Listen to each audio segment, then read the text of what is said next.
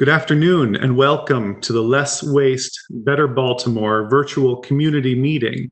My name is Ross Brindle with Nugsite Group and I'm the moderator for today's meeting. We're really pleased for you to take some time out of your afternoon to spend some time hearing from the project team here that's been working on the draft master plan. We're excited to share some information with you and respond to some of the questions and the comments that you've provided on the plan.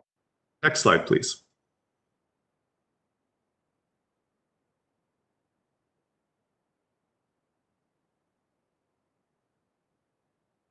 First, a brief introduction to the Less Waste, Better Baltimore project team.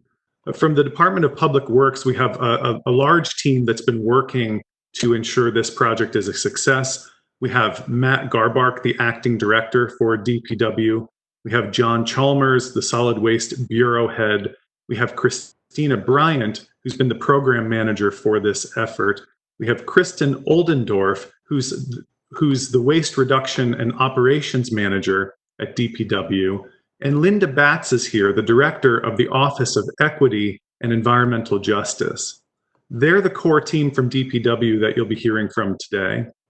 Geosyntec Consultants is the prime contractor leading the master plan activity. And we have Jeremy Morris here, who's a principal engineer with Geosyntec. He's been the lead of this activity. He's also a proud Baltimore native, and he'll be providing information on the study, its background, its methodology, and the recommendations therein. Part of the Geosyntec team, again, Nugsite Group and me as the moderator here, Second Chance and Deltaway are also important project partners as part of the team. We're pleased to be with you today. Next slide, please. The agenda is pretty simple and straightforward. We will hear a few opening remarks from some of our colleagues at the DPW. Then Jeremy will be spending most of the better part of the hour reviewing the master plan goals, the development process, and some of the recommendations contained in that draft master plan. Once he's through with that content, we will provide some questions and answers, which I will moderate, and Jeremy and the representatives from DPW will address. Because of the virtual meeting format, rather than having live questions and answers, we received questions and comments ahead of time. Got a very good response from the community. Thank you for that. So we will pose some of those questions to the speakers and get responses during the Q&A session. Then we'll have some brief closing remarks and we will conclude. Next slide, please. And so with that, it's my pleasure to welcome Matt Garbark, the acting director of DPW, to offer some opening remarks from DPW. So Matt, over to you. Thank you very much. Good afternoon. My name is Matthew Garbark, and as was said, I am the acting director of Baltimore City's Department of Public Works. I want to thank you for joining us today as we present the draft report of the Less Waste, Better Baltimore long-range operational plan. Because of the COVID-19 pandemic and the stay-at-home orders, we are conducting this meeting virtually. By doing this, we hope to be able to reach more people than we could with an in-person event. I want to thank Christina Bryant, Chief of our Office of Strategy and Performance, for her oversight and management of this significant project. I also want to thank our consultants for the work they did to draft this plan. Jeremy Morris of Geosyntec and his team have done a phenomenal job over the last 19 months in keeping this initiative on track, as well as researching, sampling, performing comparative analyses, hosting forums, soliciting and reviewing community feedback, and evaluating opportunities for the City of Baltimore to generate and dispose less waste. This plan is an operational plan. That means that it lays out clear and concrete processes and options that we can use to achieve real results. We understood the need to engage the community early on in this initiative, which for other operational plans is generally not done. While this project has remained on track and closely adhered to its objectives, there were unfortunately some delays. Several factors contributed to the delay of this plan. First, the contractor, Jeremy and his team, took the time to engage the zero waste consultants and provided additional data that was used in the zero waste plan that was finalized in May. We also thought it important that Geosyntec share its findings with the Sustainability Commission and the City Council on behalf of DPW. Finally, ransomware, COVID, and DPW leadership changes caused some delays in completing the plan by our originally anticipated completion date of January 2020. The Department of Public Works is the most customer-facing agency in all of Baltimore City government. Whether it's through water or sewer service or trash collection, we impact every resident of Baltimore City each and every day. Because of this, DPW must lead by example in promoting equitable and fair policies that serve and benefit every community, not just some communities. I believe this plan is one of the most important initiatives this department has ever undertaken. Yes, it has technical, financial, and process content, but ultimately it is a roadmap, a guide for how we can make this city better. It stands as an example of how public institutions can lead the charge in positively changing our society and our communities. This is needed now more than ever. One of the truly noteworthy aspects of this plan is the level of engagement with the community. We worked with Geosyntec to collect data from every neighborhood for waste sorts, and we received nearly 2,000 responses to our surveys. For the first time, we collected and sorted waste from the commercial sector. We now have the most up-to-date and accurate data on Baltimore's waste and recycling that we ever have. Additionally, we held 4 community meetings, 2 sessions to solicit information from residents in a roundtable format, and 2 informational sessions where we gave an update on our progress. These meetings were held at Edmondson Westside High School, Shake and Bake in West Baltimore, Mervo High School in East Baltimore, and the Southeast Anchor branch of the Enoch Pratt Free Library. We also received 343 comments via the online portal and our Less Waste email address. We've categorized these comments into the following 7 categories. First is equity. Second is Bresco. Third is recycling. Fourth is acknowledgements generally. 5 is zero waste. 6 is waste disposal, meaning the Quarantine Road landfill or our Northwest transfer station. And the 7th is composting. We received the most comments in the equity, Bresco, and zero waste categories. Finally, please note that the purpose of this meeting is to present our overall plan and to celebrate the hard and thoughtful work of all those who contributed to it. Again, I thank you for your virtual presence today, and it's my pleasure to turn this over to Linda Batts, who is the Director of Equity for the Department of Public Works.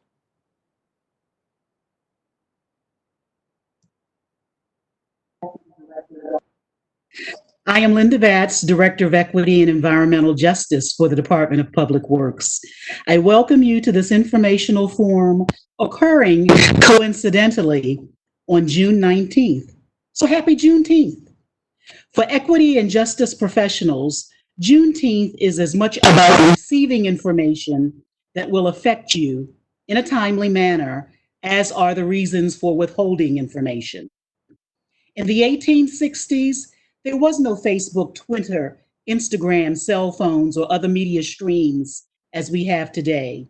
To have been freed years earlier but not notified is just as traumatic as being freed but then being faced with Black codes, Jim Crow, segregation, and discrimination. Juneteenth reminds us that even in the midst of our celebration, not everyone has access to the same tools, technology, information, and ability to process the impact of technical and macro decisions. And that is why this forum is important, because it sets the stage for an open discussion.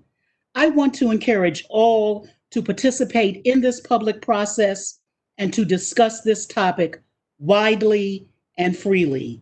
And as you do that, here within DPW, I will work with my colleagues to ensure that less waste, better Baltimore benefits all.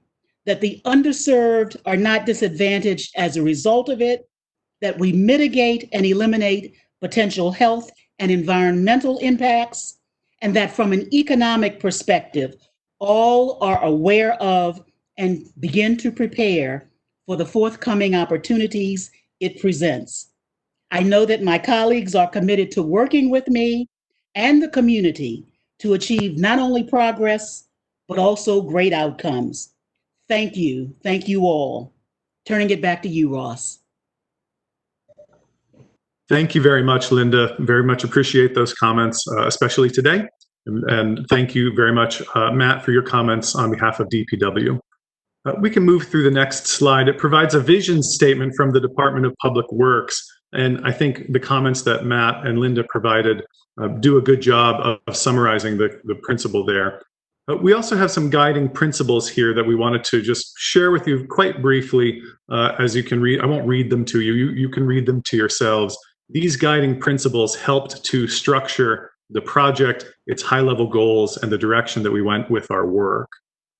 Then if we go to the next slide here, re-emphasizing some of the comments that Linda just made regarding equity and the commitment to pursuing equity and environmental justice, which is ingrained deeply into the Department of Public Works and also into this project's activities.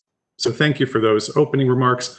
We can go to the next slide, please. And I believe this, Jeremy, is where I turn over the floor to you. And so again, I'll reintroduce Jeremy Morris, Principal Engineer from Geosyntec, who has been the project leader for this work. And he's going to spend the next, 30 or 45 minutes or so walking us through the draft master plan, the recommendations therein, the methodology, et cetera. So Jeremy, the floor is yours. Thank you. Thanks very much, Russ. And it's a pleasure to be here on behalf of DPW talking about the Less Waste, Better Baltimore plan and the work that we've done over the last 19 months to get to the stage of having a draft plan to present. So our overall goals for development of the plan and putting together the recommendations that we have are to help the city achieve the vision that was laid out by Matt previously for improving solid waste and recycling in the city over both the short and the long term. So this is a long-term strategic plan looking at improvements that the city can make through 2040 and beyond in some cases. But it's also focused on short-term improvements that the city can make in many regards. The plan needs to be consistent with the existing solid waste management plan. That is a tactical plan that is required by the state of Maryland for DPW and indeed any county or city responsible for solid waste management in Maryland to demonstrate that it can meet the legal obligations for safe and environmentally protected waste management for the constituents that it serves. So obviously the solid waste management plan gets updated quite regularly and is a tactical plan that demonstrates an ability to meet legal requirements over a 10-year period. The master plan is a little bit different to that. Although it's operationally focused, it's a strategic plan for outlining how DPW and the city in general can achieve the goals that they've established for themselves for increasing diversion and recycling in the city. So it's performance-based rather than prescriptive. That is, it outlines goals and then makes recommendations for options for how to achieve those goals. But it's not super prescriptive in terms of how those goals are specifically going to be achieved, because we recognize that over a 5, 10, 20-year period, that there are a number of things that can change.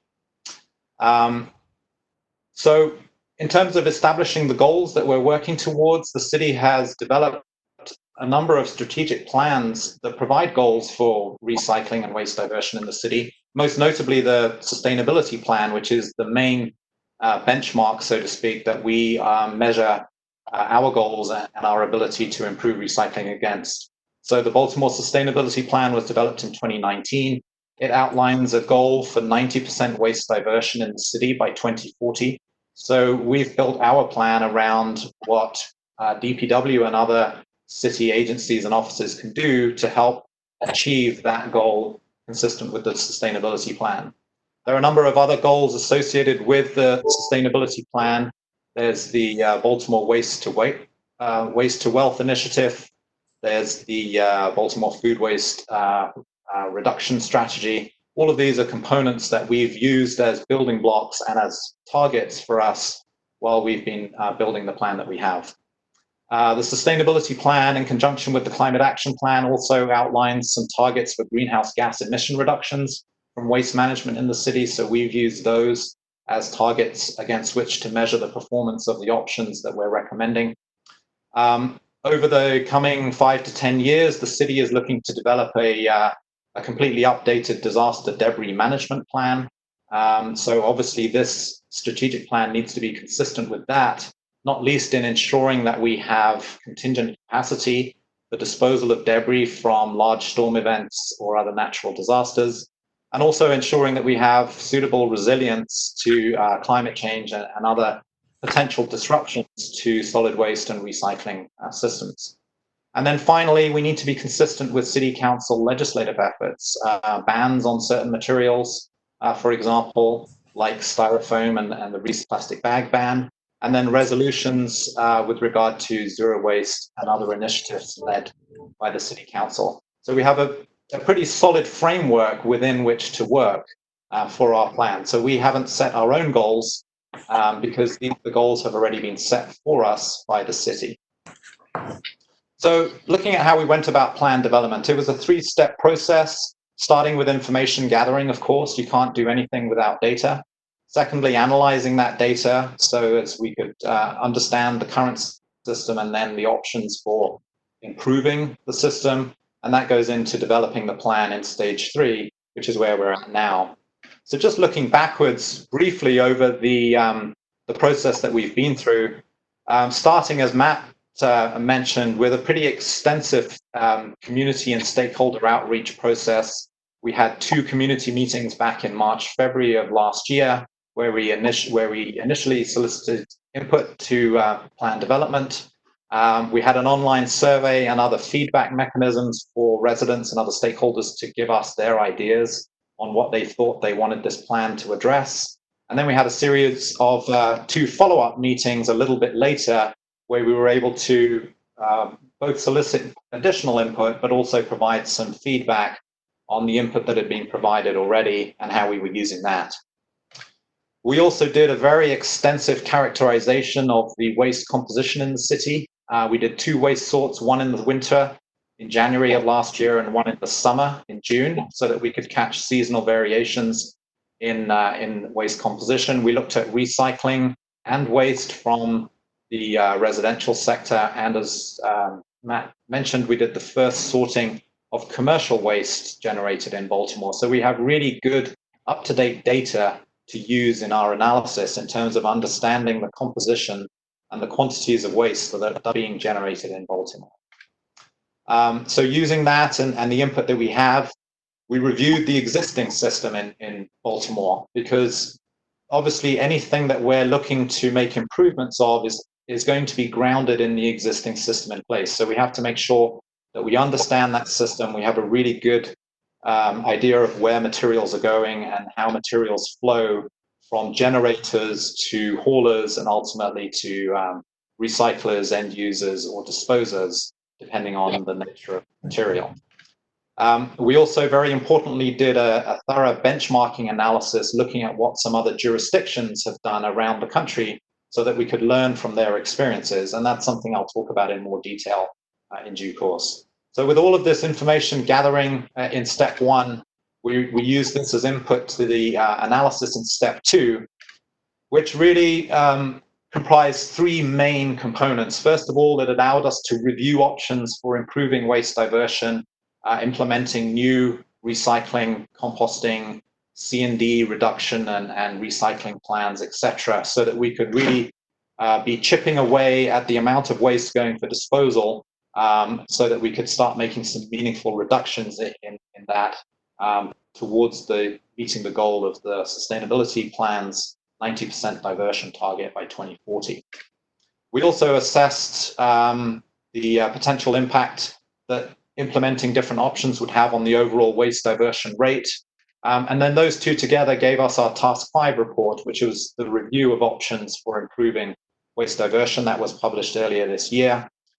Knowing what we can divert allows us to calculate what's going to be left over for disposal, which is another critical component of this process. And so using our knowledge of what we could realistically divert and our calculations of what's left over for disposal, we were able to publish the Task 7 report also earlier this year, which outlined the disposal options for the city. And then we used all of this as input to plan development, which is the draft plan that we are presenting today. So if we just take a look at where we are on the process for plan completion, the heavy lifting is behind us in terms of the information gathering and the analysis. We have our draft master plan as presented on the website and as commented on by many people. That was task 8, as shown in gray here. We're currently holding the community meeting to present that result. Following this, we'll prepare a final master plan where we'll look at the comments that have been provided on the draft master plan and use those to develop a final master plan, which will go through an internal review process and then ultimately be presented to the mayor and the city council as DPW's operational plan for long-term waste diversion and recycling in the city. Our target for final completion is 30th June. As Matt mentioned, we're a few months behind our original schedule based on a number of factors that were outside of our control, but we're really looking to try and get this completed in the 2020 fiscal year if we can. So let's look at what we have in the master plan. It's broken up into 9 chapters. The master plan itself is really a 70 or 80 page executive summary of the nearly 1,000 pages of analysis and review that went into all of the reports that came before the Task 8 draft master plan. Those are all available at the Less Waste Better Baltimore website.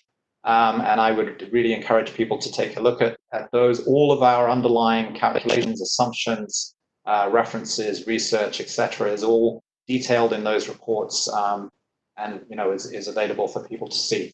So if we break the plan up into 2 halves, the front end of it really provides some background and setup as to what we did and how we went about putting the plan together.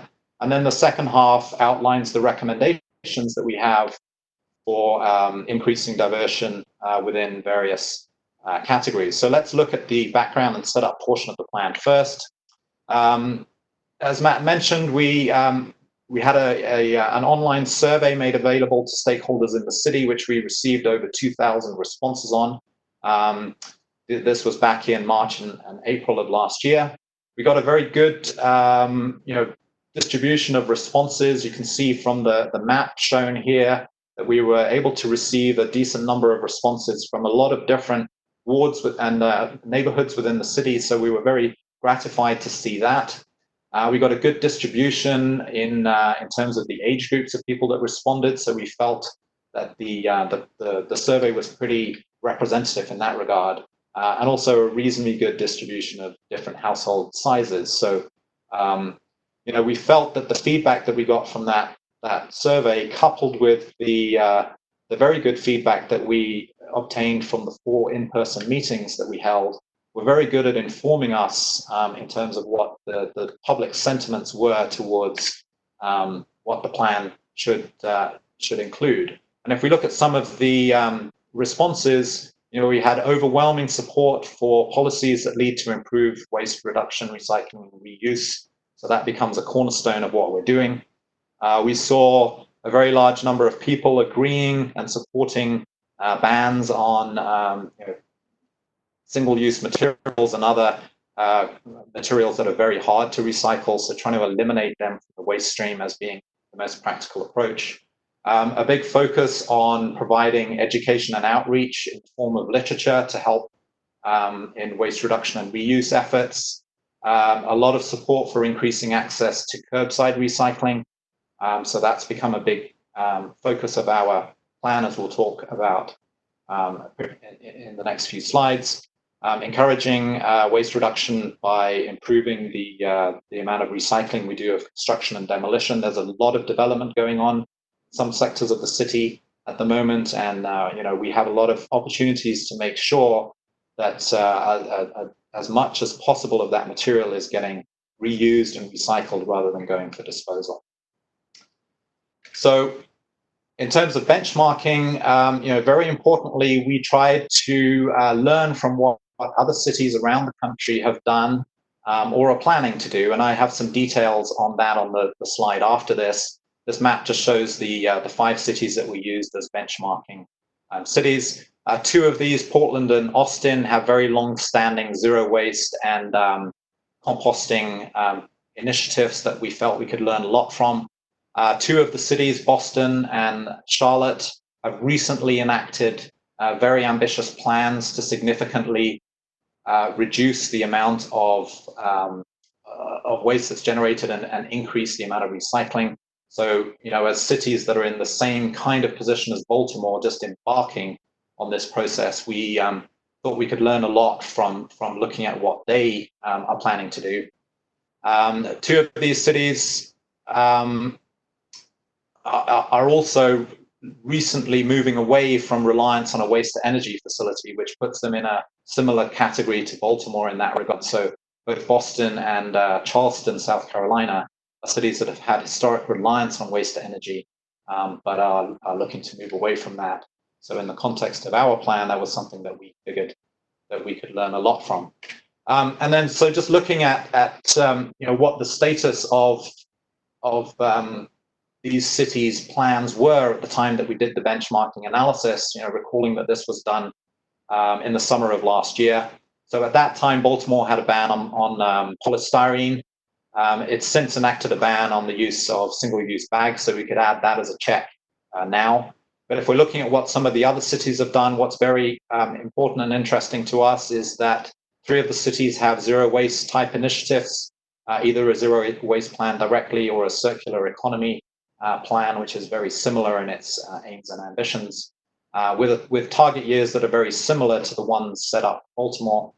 And then a number of them have specific ordinances or rules on increasing diversion and recycling of certain material categories. So we were able to look at what they were doing in those regards so that we could use that in developing the plan that we have. And that's important in terms of understanding what we would expect performance to be and what we would expect costs to be, and how quickly you see results after implementing a program, and what some of the hiccups and headaches have been, and what lessons have been learned, etc.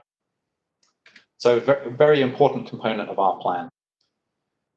In terms of the existing facilities in Baltimore, obviously, we need to start with looking at what we have so that we can look at where we want to go to. Very prominent in the city as a major player in the solid waste system is Bresco, the Wheelabrator waste energy facility, and we'll be talking quite a bit about that. The city's Quarantine Road landfill is the only landfill available for municipal solid waste disposal in the city. That's owned by the city, operated by DPW, so obviously is a major component of what we're looking at.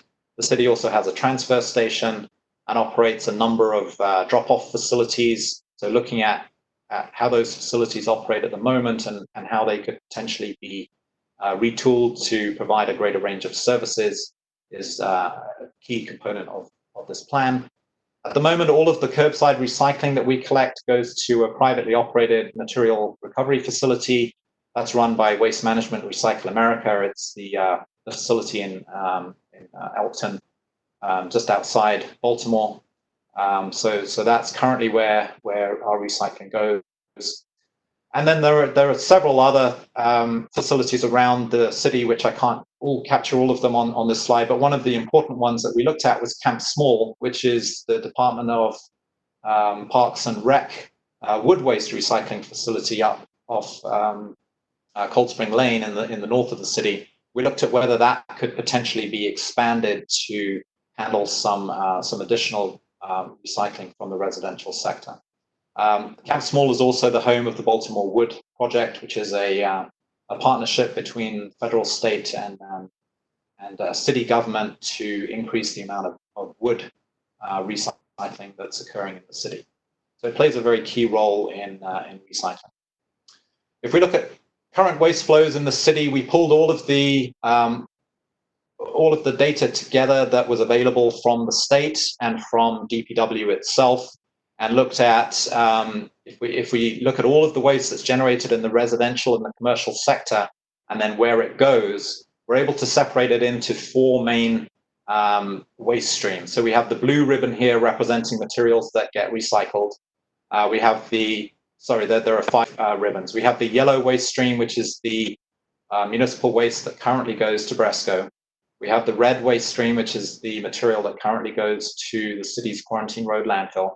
Green is all the material that currently goes for composting, and then the orange ribbon is the material that goes for disposal in other facilities.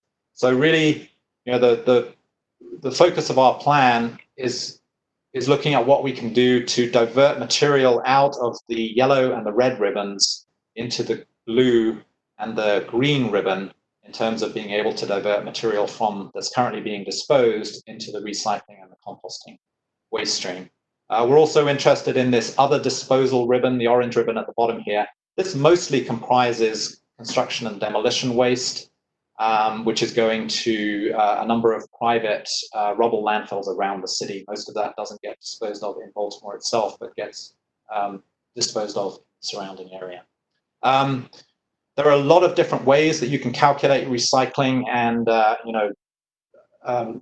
ways in which material flows within a waste flow diagram. What we decided to do is just capture everything that is a waste stream in the city and include all of it. So there are different ways that you can calculate recycling. One important way that's used in Maryland is looking at recycling of materials that are captured under the Maryland Recycling Act. We opted not to do that because it doesn't include construction and demolition debris, and that's a very important part of our waste stream that we really want to make a lot of effort to increase the amount of recycling of. So we considered it much better to just include all of the waste streams in the city and look at all of the waste streams that can potentially have more recycling associated with them. So using this approach, we calculate the overall diversion rate for the existing system at about 45 cents. So really the goal of the Less Waste, Better Baltimore plan is moving from 45% diversion under the current system to as close to 90% diversion as we get in accordance with the Baltimore Sustainability Plan. So combining our knowledge of waste flows in the city, and then the pretty exhaustive waste characterization studies that we did with the winter and summer waste sorts that I mentioned earlier, we're able to divide the material streams for disposal, the stuff that's currently going for disposal, into a number of categories so that we can start looking at what we can do to divert those materials from disposal. So we have about 320,000 tons of material from the residential waste stream currently going for disposal. That comprises organic materials, which are shown in green here, recyclable and potentially recyclable materials shown in blue, the components of construction and demolition waste shown in gray, and then non-traditional recyclables, which mainly comprises bulky waste shown in red, and then the residual material unclassified, which are materials which under the current system and with current recycling technologies and capabilities, there isn't really an ability to divert from the waste stream at the moment. The commercial waste stream is significantly larger than the residential waste stream, almost 500,000 tons of waste being disposed there. But you can see in the total column over on the right-hand side that we have a lot of potential to be diverting food waste and other compostables, so that's going to be a big focus of our plan. There's a lot of cardboard and easy-to-recycle plastics that could be diverted out of the current disposal stream. There's also some material, there's some other recyclables, metals, aluminum cans, glass, etc., that can also be extracted. But a large portion of the other recyclable material includes materials that are currently very difficult to recycle. And so we, that impacts the amount of diversion that we can expect from that waste stream. There's a lot of construction and demolition waste being generated in the city. Hardly anything from the residential sector, as you would expect. Construction and demolition is really something that happens within the commercial sector. So there's a lot of potential to be diverting wood and other construction and demolition debris materials from disposal. There's not much bulky waste generated. Bulky waste by its nature is bulky. It occupies large volume, but it doesn't necessarily have a large mass. This is things like mattresses and furniture, large items that people are discarding. It's very visible in the community, even though it doesn't take up a lot of, it doesn't represent a lot of tonnage, and it represents an inordinate amount of the material that currently ends up as illegally disposed material dumped in the city. So it's important for us to have a pretty strong focus on providing options for diverting, recycling, and reusing that material. So if we take our material categories and then we build up options for how we'd be able to divert the material that's currently generated within those material components, and then using the goals from the Baltimore Sustainability Plan, how close to 90% diversion within these categories can we get, but also looking at data from the cities that we benchmark in terms of what people's ability to achieve diversion was, and what current technologies are able to offer in terms of waste recycling and diversion. We're able to put together a maximum diversion potential for these 9 categories of materials or facilities that are going to be the focus of this plan. So overall, we can divert, we think, about 550,000 tons of material from the current disposal stream. And if we were able to do that, that would represent an overall diversion rate in the city of about 83%, which is very good. It's short of the Baltimore Sustainability Plan's goal of 90%, but it gets us pretty close to there. And we'll talk about the options that we have for gaining that last 7% in a subsequent slide. We're also here showing the expected time frame that we associate with these diversion programs. Remember again that this is a plan through 2040. The Baltimore Sustainability Plan has goals for achieving recycling rates by 2040. That doesn't mean that we have a lack of urgency in the process. It just means that we have to have realistic expectations about how quickly we can expect different programs to be able to really significantly achieve high levels of diversion after they're implemented. So in some cases, we think it will take quite some time to achieve the full diversion potential of a program, despite implementing it as soon as we possibly can. So what are our expected changes in waste disposal if we implement the plan? So if we take our categories of material, the green representing organics, the sort of purpley blue color representing traditional recyclables, plastics, metals, etc., gray representing construction and demolition material, red representing non-traditional recyclables, or in this case, mostly bulky waste, and then brown representing unclassified materials. We can see that if we achieve 100% of our maximum diversion potential by 2040, we'd be able to reduce our overall waste stream for disposal from over 700,000 tons a year to a little bit over 300,000 tons a year. So a very significant improvement. We can see within the ribbons on this chart where the main potential for diversion is. And currently it exists within the organic waste stream and within the construction and demolition waste stream, although there's also a lot of scope for diversion within the traditional recyclable stream. The materials that are left in the waste stream here in 2040 represent things that under current technologies aren't able to be recycled. So the way that we're going to have to get them out of the waste stream will be by enacting policies that stop them being used in the first place. And this is where the city council and the state and the federal government can all play a role in enacting initiatives and legislation that minimizes the use of material that can't be recycled. And then also, the challenge is on us, the people of Baltimore, to be able to achieve the goals that are laid out here. We have to participate in the system. The city will do its part in terms of making systems available and providing education and outreach, but we have to do our part in terms of participating. So importantly, the top graph represents our best case scenario in terms of achieving 100% of our maximum potential. But if we look at how things would go if we just maintain status quo, so remember this represents us diverting about 45% of the waste stream but then not doing anything additional. We know that the waste stream will grow over time because we expect the city population to grow slightly.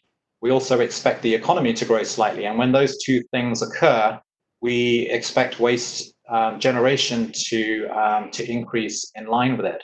So under a status quo, if we don't do anything additional, we would go from having to manage 700 or so thousand tons now to having to manage over 800,000 by 2040. And each year we would have to be providing disposal for the amount of material that's shown here. So that's an awful lot of disposal capacity that would be needed if we're not able to achieve the diversion potential indicated in the graph above. So, as I say, the challenge is on us as the people and businesses in Baltimore to get us to look more like the top graph. But in many ways, certainly with regard to planning for waste disposal capacity, we have to assume that we may need to be disposing of the material as shown in the bottom graph if we're not able to achieve the level of performance that's outlined here. So our methodology for assessing options then breaks down into 5 major categories. Obviously, most importantly, we're looking at what's the potential for reducing or diverting waste from disposal to reuse or recycling by implementing an option. So what are the tonnages that we can shift from the disposal column to the diversion column by implementing an option? What's it going to cost, both in terms of initial capital outlays and then recurring operational costs? What's the time frame, not only for when we would implement an option, which would be as soon as practical, but also for when we would expect to see high levels of performance after implementing? What are the benefits associated with implementing each option, which we measure in terms of environmental performance, where we use greenhouse gas emission reductions as the primary surrogate? What are the green jobs that would be created as a result of implementing an option? And then what are the cost offsets that we think can be achieved by implementing an option? Remember, every ton of waste that doesn't go for diversion, for disposal, we don't have to pay a disposal cost for that. And that cost saving can be used to help pay for the cost of the diversion program itself. We looked at what challenges there would be to implementing programs and what experience exists within the city, mostly within DPW as an entity, but also within the private and non-profit sectors around the city in terms of being able to seamlessly implement new options. What's the availability of sites, preferably sites already owned by the city, but otherwise other sites? Implementing a number of the options that we're going to look at is going to require siting new composting facilities and recycling plants, and we need to make sure that we have areas available for those and that they're appropriate for the needs that they have.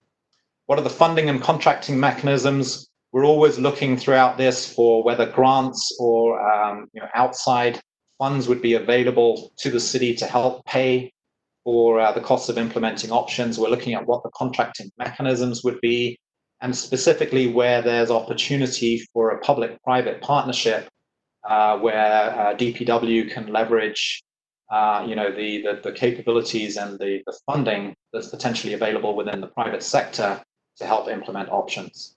So in that regard, we're also looking at what the roles and actors are for different players for each option, who would be able to do what under different contracting mechanisms.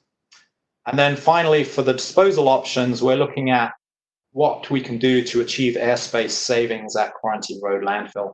And we'll talk about the significance of that when we get to the disposal portion of the presentation. So that's the background and the setup. A little bit long-winded, I apologize, but I think it's important for us to really understand the setting for the recommendations that the plan makes, which is what we're going to talk about next. These are going to be presented in terms of strategies for encouraging waste reduction and reuse, options for increasing waste recycling and diversion, and then what we can do for dealing with disposal of materials that we can't recycle and divert. So I wanted to highlight that Section 7 of the report provides an overview of mixed waste processing options. We make it very clear in the report that there are many technologies available for doing mixed waste processing. They're all very high cost and potentially high risk as a result to the city. They really can only be considered as a privately funded or a public-private partnership type option. But DPW and the city need to be very careful in terms of setting up a contract with anybody to do a mixed waste processing project to make sure that the burden of underperformance isn't unfairly placed on the city in terms of having to dispose of anything that can't actually be diverted. These options also compete directly with organics diversion programs. Mixed waste processing, if it has an anaerobic digestion component to it, is directly competing with recommendations for implementing composting. So, the city would have to elect to do one or the other, but not realistic both. And so, long story short, we recommend in our report that the city considers any serious approach from a private developer to develop a mixed waste processing facility, but we're not recommending that the city proceed with it. And all of our assumptions in the master plan and in the summary we provide in Chapter 9 of the master plan are put together on the assumption that mixed waste processing is not going to happen. But we didn't want to dismiss it out of hand because there's continual improvements in the ability of mixed waste processing technologies to provide really financially sustainable solutions. And we want to make sure that the city pays attention to those over the next 5, 10, 20 years. So let's start then with strategies for waste reduction and reuse. We can't really quantify these in terms of tons and direct costs because they're all about reducing material from entering the waste stream in the first place. And it's very difficult, almost impossible, to quantify the amount of waste that doesn't get generated. But obviously, these are key initiatives and very important in terms of achieving the overall waste diversion goals that we have, particularly as we've shown that by implementing the so-called hard infrastructure options that we outlined previously, that we can really, as a best case, only get to 83% diversion. So if we're going to get anywhere close to 90%, we need additional strategies for waste reduction and reuse to come in. So these will include legislative initiatives such as the city's existing bans on the use of styrofoam food containers and single-use bags. We'll also need initiatives in the form of extended producer responsibility laws, bottle bills, right to repair bills, disposal bans on certain materials such as organics. So, a number of jurisdictions have made it illegal to dispose of food waste and other organics in landfills as a way of driving that material to diversion programs. So there's a lot that can be done on the legislative front in terms of achieving waste reduction and reuse. Many of those initiatives are will be best achieved in partnership with definitely the state government and probably the federal government as well. So really the role of the city in many cases is going to be an advocate for initiatives that are presented and proposed at the state and federal level. But there are a few things that the city can do at its own level as has already been demonstrated. In terms of education and outreach, our main focus is going to be on food waste reduction and composting, but all of our waste reduction and recycling measures that are presented in this plan have a critical dependence on education and outreach. If people in the city, if the residents and other stakeholders are not engaged and supportive of what's being done and don't understand why things are being implemented in the way they're being implemented, then we're not going to have a successful outcome. The city's really, got off to a flying start in this regard with having recently won a $250,000 grant from the Recycling Partnership to develop education and outreach programs to improve the quality of composting around the city. So that's a pretty exciting development to be able to report on, before the final plan has even been presented. We also look at some incentive and reward programs. These are ways of stimulating public interest in recycling, particularly amongst kids and younger people. And so, although they may not move the needle very much in many cases in terms of absolute tons diverted, they can be really very important in terms of increasing awareness and support. So we looked at providing cash or other types of rewards for recycling. The picture here shows someone using a reverse vending machine for recycling, which is something that's been implemented in Australia quite successfully. We've looked at sharing and reuse systems such as libraries and lending organizations. Baltimore has 2 tool banks already, which we can use as case studies for other types of materials, kitchen appliances, garden tools. There's really an endless list of items that could be shared and reused rather than people buying new each time. And then looking at hosting reuse and swap events, things, environmental fairs such as the one in Montgomery County that's held every year that really builds awareness and support amongst the community for recycling. And the city can lead with its own actions, establishing interjudicial partnerships with other counties and cities to leverage each other's strengths in terms of recycling and diversion programs, having pretty strong green procurement rules, and supporting innovation. Baltimore is a city of universities. There's a lot of potential for partnerships with Hopkins and University of Maryland and other institutions in the city to really, start supporting some important innovations in terms of moving the needle for waste reduction.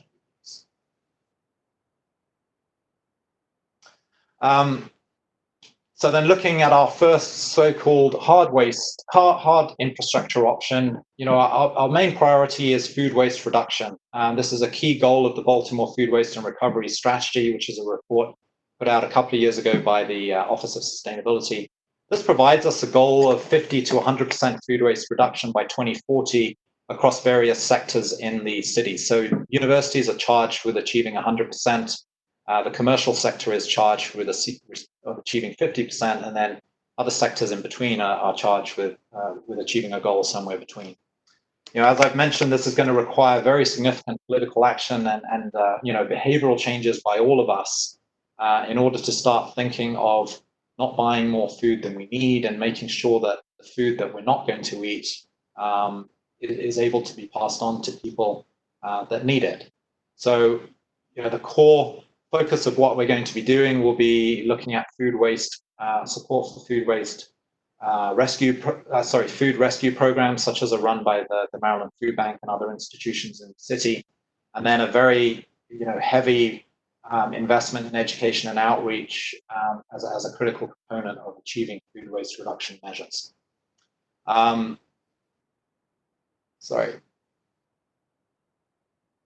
I have a little summary table here, which just provides a kind of qualitative assessment of the benefits and performance of each of the options that I'm going to look at now. So I look at reduction or diversion potential, costs, the time frame for implementation, benefits, and then the mechanism that we'd expect a system to be implemented under. And I just really give it a score out of 5. So a score of 1 is low and a score of 5 is high. Because we don't really have enough time to go into specific details in terms of tons and specific costs for what each of these programs would entail. But we can see here that for reduction, we'd receive a very high rate of waste reduction by implementing the food waste reduction strategy as outlined by the document on the left-hand side. This is an expensive program, but we feel this is the right place to focus effort on. If we can stop food from being wasted and then rather be being diverted to people that need it, hungry people in the city, then that's a good place for us to be investing our money. We'll be implementing this in phases, but we'll expect that it will take a reasonable period of time to really get up to its full diversion potential. The benefits of the program are, we get 5 out of 5 for benefits, starting with feeding hungry people and moving down through the line of creating green jobs, diverting waste from disposal, etc. It's a complex program, keeping food that is on the brink of being thrown away sometimes fit for human consumption. There are a lot of complex steps in that process in terms of logistics, refrigeration, administration, health and safety inspection, monitoring, and so on. So it's an expensive program. There is a large potential for cost offsets in the form of donations and people volunteering their time in terms of labor. that could help reduce the cost. But overall, food waste reduction is a relatively costly option. So secondly, the material that we can't reduce or recover in a food rescue program, we'd be looking to do organics collection and processing of, primarily composting. Again, this is another key goal of the Baltimore Food Waste and Recovery Strategy, which has established a goal of 18 to 90% in the residential sector for diversion by 2040. What we're talking about here is absolutely in line with encouraging backyard composting and other small-scale community composting programs, particularly in the short term while the city is going about implementing the initial phases of trying to roll out a citywide program. So, the existing community composting operations within the city are going to be really key to us achieving the goals of the Office of Sustainability has established for us, both through community composting, but also, taking our food to the drop-offs at the farmers market that are provided through the Food Matters program, and really just taking advantage wherever we can of existing opportunities for diverting organics from disposal that are in the city.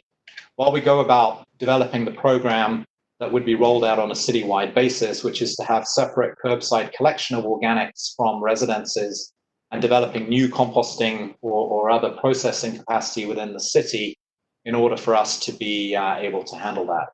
As I mentioned, this would be implemented in phases. The first phase, which is slated for implementation first in the next couple of years, would include city government institutions and then offices rather, and then all public schools. So as an opportunity for the city to lead from the front in the first phase of this program would include those entities.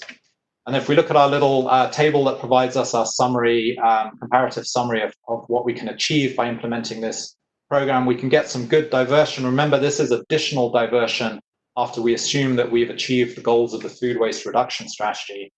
The costs are reasonably high, but not as high as food waste reduction. Again, the time frame is reasonably long. We're looking at a 4-phase program that would be implemented over a 10 or 15-year period and would probably take 15 plus years to really achieve its full diversion potential. But the benefits are very large in terms of greenhouse gas emission reductions, in terms of waste diversion, in terms of creating jobs.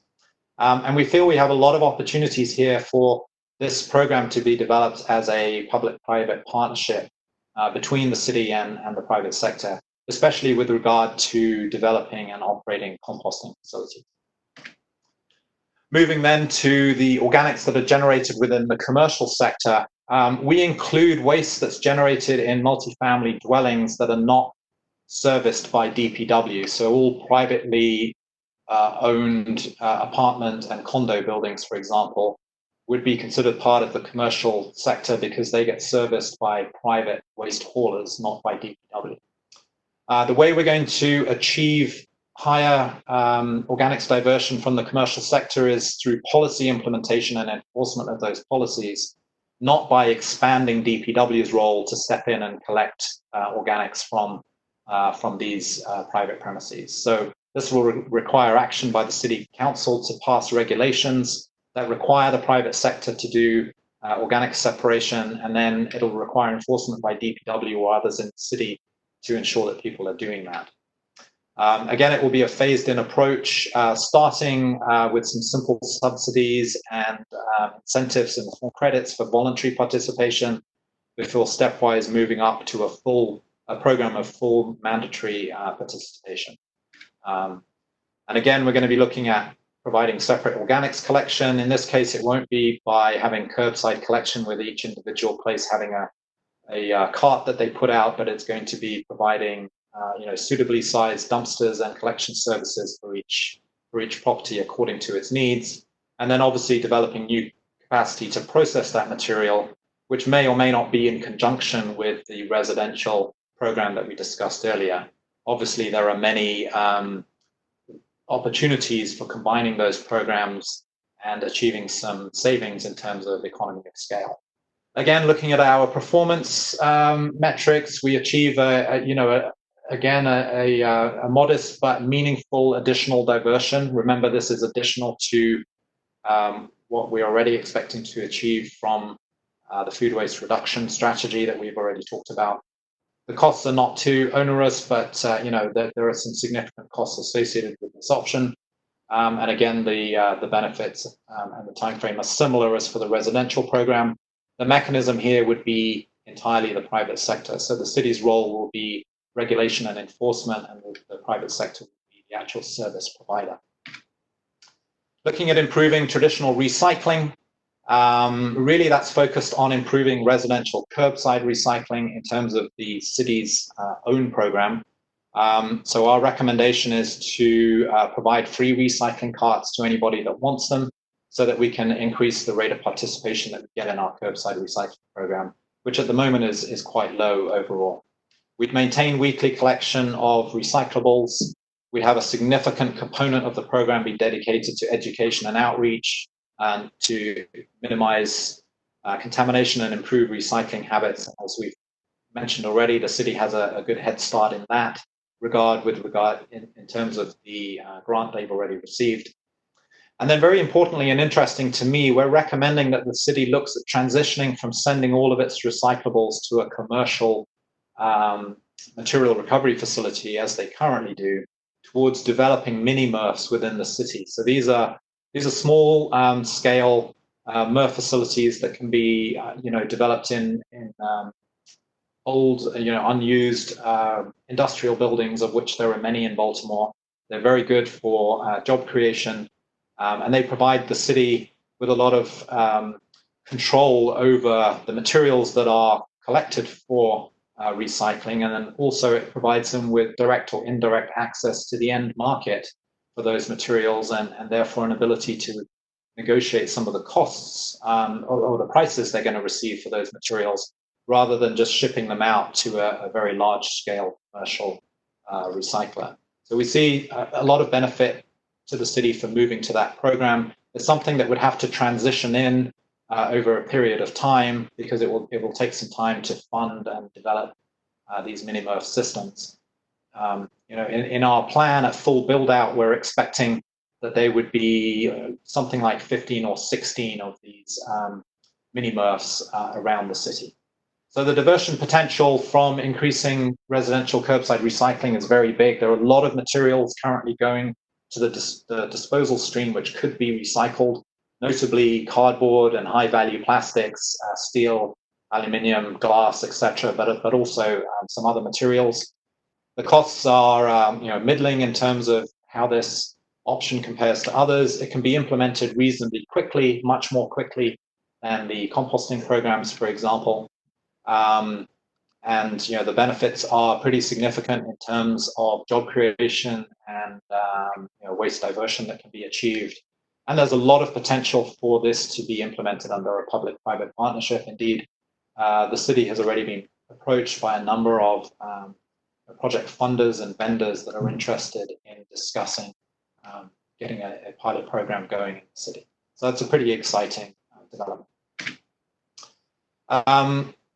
Aside from the material that DPW collects, we're looking at expanding recycling services outside of that to all multifamily buildings. Again, remember, anyone living in an apartment building or a condo building is considered part of the commercial sector, because they're serviced by private waste haulers and not by DPW. So we want to ensure that a lot of these buildings that are currently very underserved for recycling services are provided opportunities for recycling. So both multifamily buildings and then all businesses and other commercial premises within the city. So that would be the responsibility of the private sector.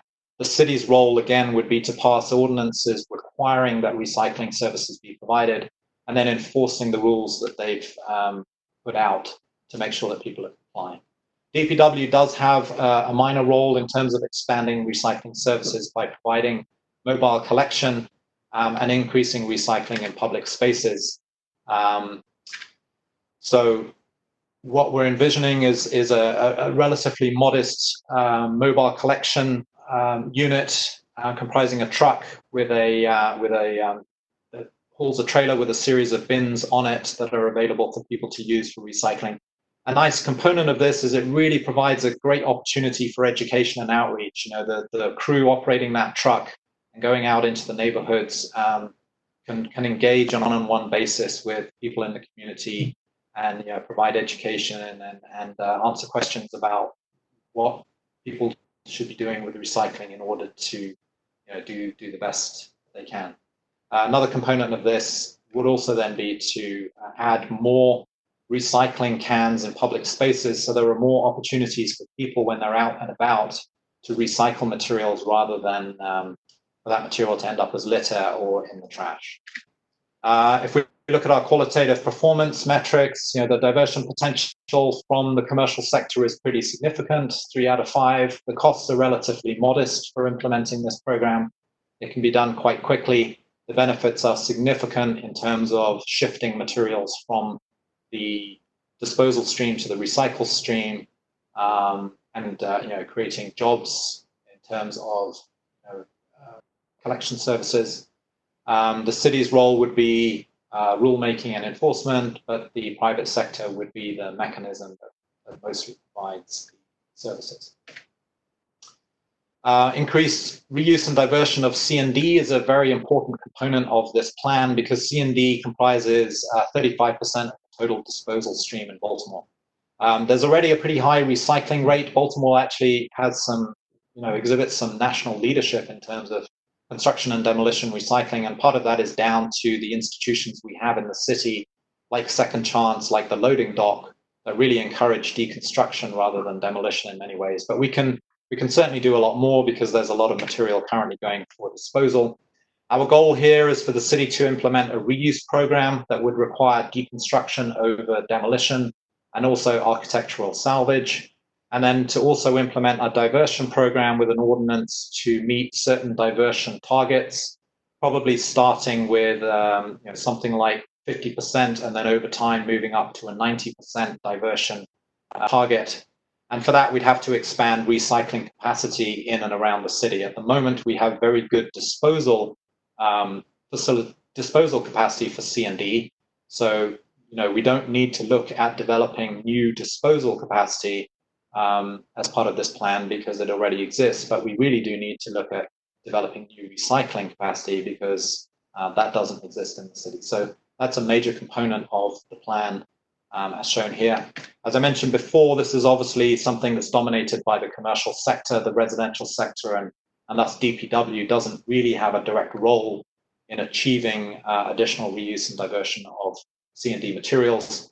The diversion potential is huge. It's the largest single component of the disposal stream. The costs are middle of the road with regards to other options. The time frame is also middle of the road. It will take some time to find a site and develop and permit a new recycling facility. But the benefits are pretty significant in terms of job creation and greenhouse gas emission reductions. And this would be the responsibility of the private sector to enact, again, with the city providing rulemaking and enforcement. Options for increasing the amount of recycling and reuse that we have for bulk waste. There are many things that we can do here. We can support people donating gently used materials rather than throwing them away. There are waste to art initiatives that pretty low-cost ways of getting people in the community to start viewing waste in a different and more positive way. There are fix-it, repair clinics that can be held to help people fix appliances or furniture that need a minor repair but otherwise are pretty good, and stopping people from just trashing those and going out and buying new ones. And then very importantly, we're looking to develop recycling capacity for bulky items. So learning from what other jurisdictions have done in terms of offering recycling for carpet and carpet padding, broken furniture, mattresses, etc. As I mentioned, the overall diversion potential for bulky waste is not very high. There isn't a lot of tons of this material generated, but it's very visible in the city. And by doing a lot more at a relatively modest cost, we can really achieve very high benefits in terms of the visibility of not having these materials automatically go for disposal, but to get people to be thinking about reuse and recycling of them. There's also a very large job creation potential in secondary jobs downstream. If we can recover these materials from the waste stream and send them to a company that specializes in their recycling, there's a lot of potential for job creation in that capacity. It's very difficult to quantify because those are secondary rather than primary jobs, but they're definitely going to be in the hundreds. So this is a program that can really offer a lot of benefit, and will require partnership between the private sector and the city in order to achieve the goals. The main idea would be that all new recycling services are going to be provided by small businesses in the private sector, but with the city providing support. And then the final component of our reuse and diversion options is upgrading the existing residence drop-off centers to be able to handle a broader range of materials. If we're expecting that people are going to be looking to recycle rather than dispose of a much wider range of materials, we have to give them a way to get that material into the recycling system.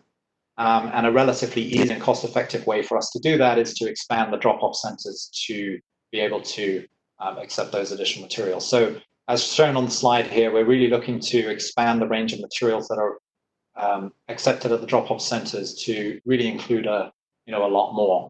We do acknowledge that some of the drop-off centers are very space limited. Sisson Street, for example, would find it very challenging to have much of an expansion.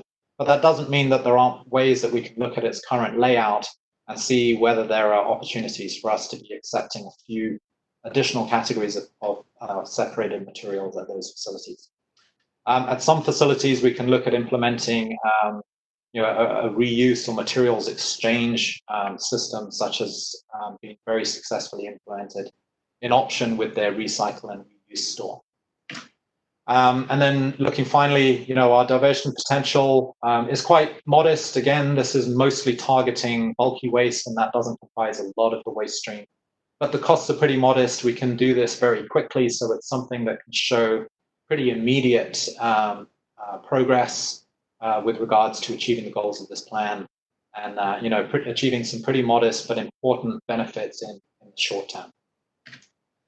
So that takes us through the recycling and diversion options and brings us to the last component of the plan, which is what do we do with the material that we can't divert from the waste stream and that needs to continue going for disposal.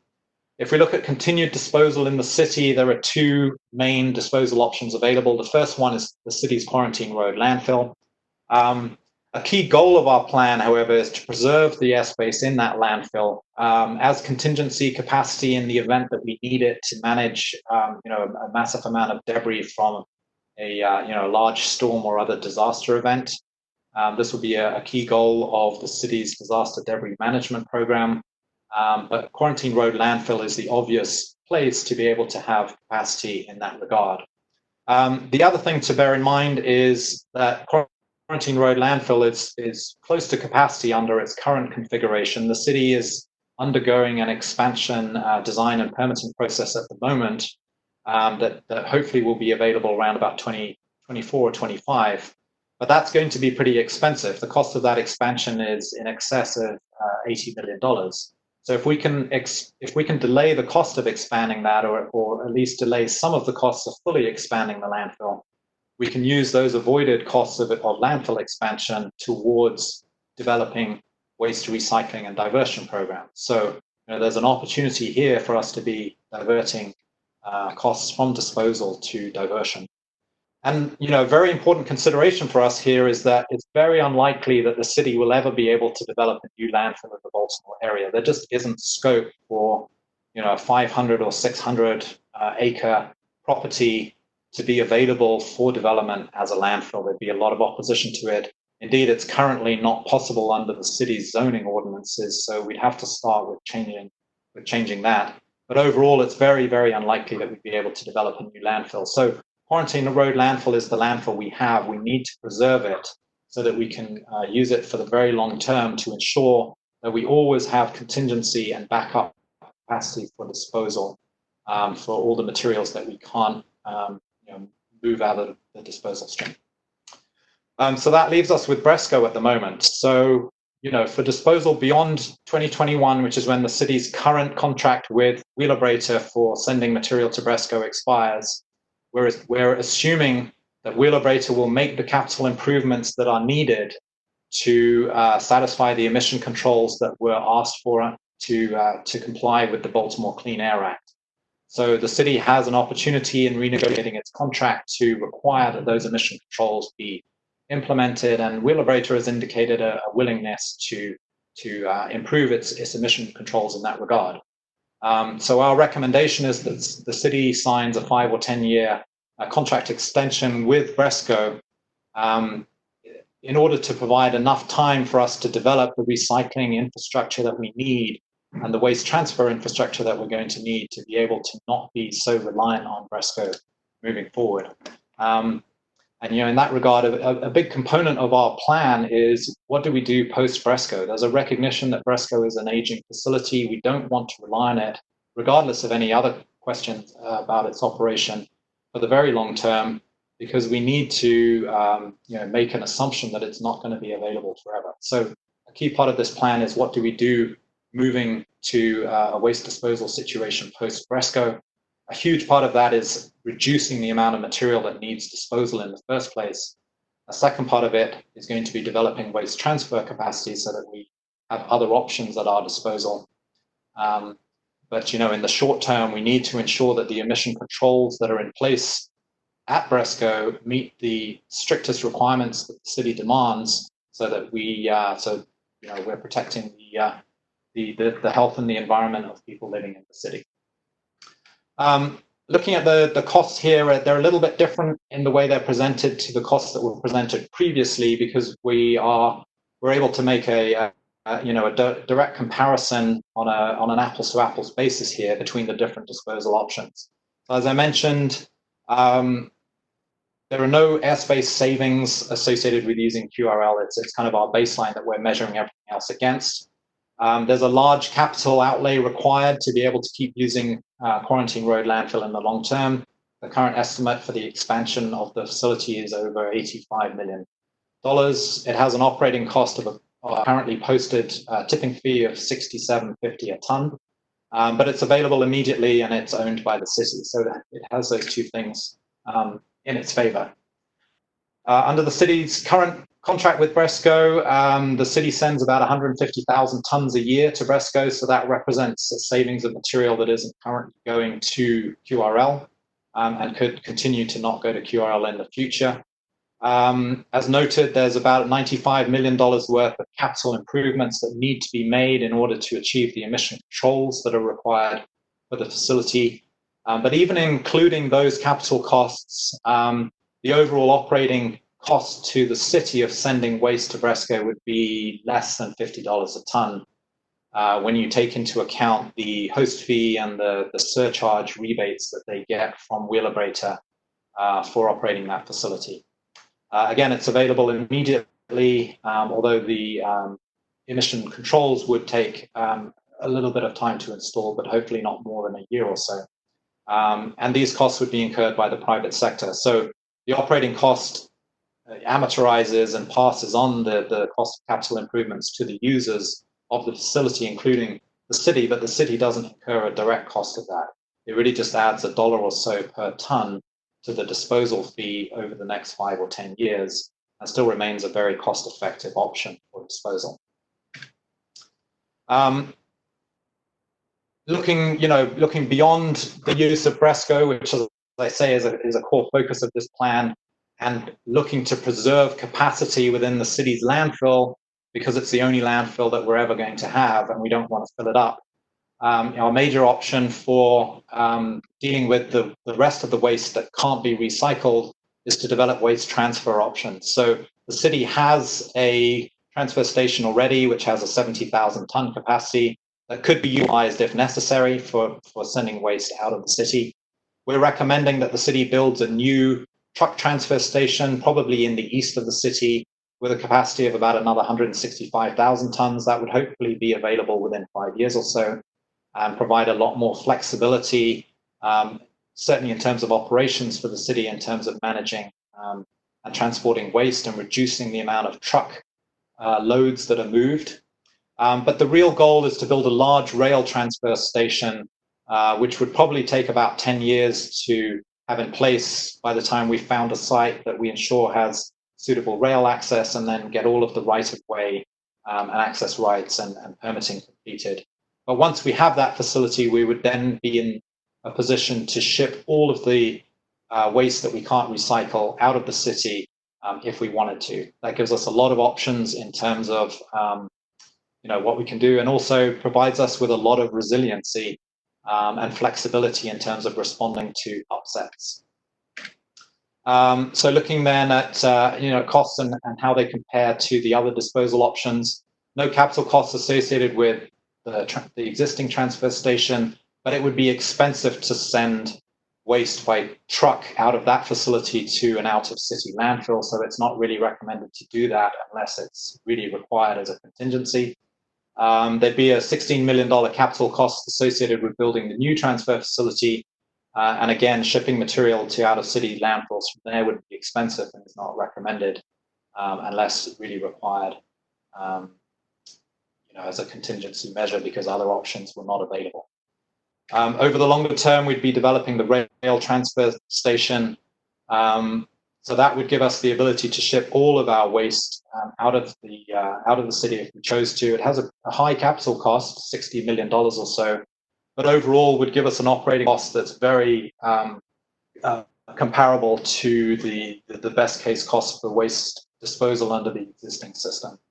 But it's going to take 10 years or so for the city to be able to have this facility available. So a summary, and I know I've taken a bit longer than Ross originally indicated. Apologies for that. But just to summarize where we are, the master plan that we have provides a roadmap for getting to 83% diversion of waste from disposal by 2040 by implementing a series of so-called hard infrastructure options. For us to get above 83% is entirely possible, but that additional diversion needs to come from policies that limit the amount of waste that's generated, and certainly the amount of waste that can't be recycled from entering the waste system in the first place. And then also education and outreach efforts to all of us to make us more thoughtful consumers in everything we do, so as to reduce the amount of waste that we all generate in the first place. The Less Waste, Better Baltimore plan is consistent with Baltimore's existing strategic plans. As we've pointed out throughout this presentation, the Baltimore Sustainability Plan really gives us our major goals for what we're trying to achieve with this plan. So we've worked to make sure that what we're talking about is consistent with the goals outlined in those existing plans. We're seeking to preserve disposal capacity at the city's landfill as a contingency for the reasons that we've outlined in the presentation. We want to be able to have available capacity for disaster debris management. We want to try and avoid the full costs of expanding that facility if we can, so that we can put those costs towards diversion programs. And then, we also want the resilience. We also recognize that the city is not going to be able to develop a new landfill. So that's the landfill they have. We need to make it last. This is a strategic plan that really has a performance-based structure. So all of our options are about how can we get from where we are to where we want to go. It's operationally focused to aid implementations of those options, but it's not very prescriptive. It leaves a lot of decision-making to DPW in terms of how they want to achieve the stages of implementing the plan. And it allows for flexibility in that regard in terms of being able to respond to improvements in technologies that are available for recycling. So we're recommending that DPW sets up an internal review committee that at least once a year reviews this plan and looks at what's been achieved, and then looks at whether the overall outlay of options and expectations for the coming year need to be revised. Options are all, most of the options that we're talking about are being implemented in phases. It's very expensive to implement many of the options that are being implemented here. They can't all be done at once. So in general, we're looking at starting modestly as soon as possible and then building over time to achieve the full diversion potential in time to meet the goal for maximum diversion by 2040. Success of this plan will require a concerted effort from all of us in the city, all residents, businesses, other stakeholders. It'll require leadership from the city council and city government and all agencies of the city, including DPW. We can build systems and make them available. We can provide education and outreach to people, but ultimately we all have to choose to opt for recycling and diversion rather than disposal. And many times that means it makes our life a little bit less convenient. The most convenient thing to do is to dispose of things. So we're all going to have to step up and start using the systems that become available for us to be able to divert more. Over the long term, the plan is to transition for disposal of the material that we can't divert from disposal to out-of-city landfills. There's a lot of capacity available in the region that we can take advantage of. So our main goal in that regard is to build a rail transfer station which has the lowest environmental footprint for shipping waste out of the city, and then being able to use that. That provides us with a lot of resiliency and redundancy in terms of our waste disposal options that would be available if in the event of an upset to our existing systems. And with that, I'll thank you for your time and attention during this presentation. That ends the presentation portion of the meeting, and I'm going to hand the presentation back to Ross for the next stage. Okay, thank you very much, Jeremy. I appreciate the thorough, methodical review of the contents of the draft plan. Well done.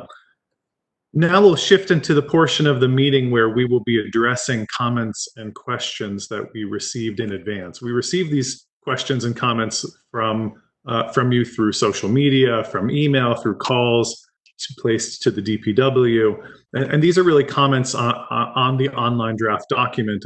And of course, Jeremy walked through a lot of the methodology and recommendations of that document. The director said that we received more than 300 specific comments and questions. We're not going to try to go through all 300 of those today. I don't think anyone wants to do that on a Friday afternoon. But we wanted to thank you for that feedback, and rest assured, even if we don't address your specific question verbatim, we are considering all of this input as we work to finalize the draft report and make it into a final master plan. So thank you again for that feedback. We really appreciate it. Some of the questions and the comments were really beyond the scope of this particular meeting. They were either questions or comments about why the study was commissioned in the first place, or how the scope of the study was determined. And we're not going to try to address those comments or questions today because, again, they're beyond our purpose and scope for this particular meeting. Some of the other inputs were presented as just that, as comments, not really questions that merit or require a response, but more comments that we will take into consideration as we work to finalize the draft. For example, a few comments asking to kind of confirm or re-examine certain calculations in the draft report. Those are great. That'll help us go back and review and make sure we didn't get something incorrect. So thank you for those kinds of comments. We also received a large number of comments regarding ensuring that equity is considered in the plan, and we really value and appreciate those comments as well. And those comments are reflected in DPW's overall stance to equity and environmental justice. We appreciate that feedback. And so with the time that we do have today that is limited, we wanted to ask some questions that are appropriate for a response from Jeremy or from the DPW, so we can provide a little bit of additional insight. And some of these questions get at issues that, Jeremy, you touched on during your presentation, but it may just merit a little bit of additional context or elaboration on these issues. So the first one that I have here, it asks about benchmarking. And you mentioned a few different cities where you looked and tried to do some benchmarking with what initiatives they are pursuing and what may or may not be appropriate for Baltimore. Can you just talk a little bit more about how you used benchmarking to inform this plan, please? Yes, thank you. And as you mentioned, we benchmarked specifically against 5 other jurisdictions in the country, as shown previously in the PowerPoint, and we elaborated there on our rationale for selecting those jurisdictions.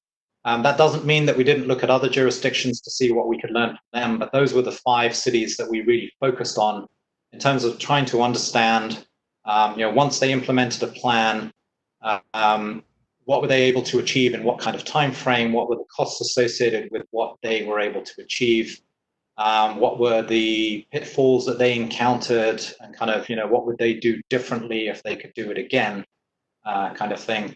And in that regard, Portland and Austin really gave us, the greatest example, simply because they're a long way ahead of where the other jurisdictions were in terms of what they've implemented. Austin actually gives us a really great example of what we can hopefully expect in Baltimore. They had a zero waste plan developed by Gary Liss of Zero Waste Associates back in 2009. The zero waste plan was finally published and adopted in 2011. Since that time, the city's invested pretty heavily in the zero waste initiatives that were outlined in that plan. They provide curbside collection of organics, similar to what we're planning to do. They have a reuse center for trying to prevent bulky material and other potentially reusable materials from entering the waste stream. That's located at one of their citizens drop-off centers.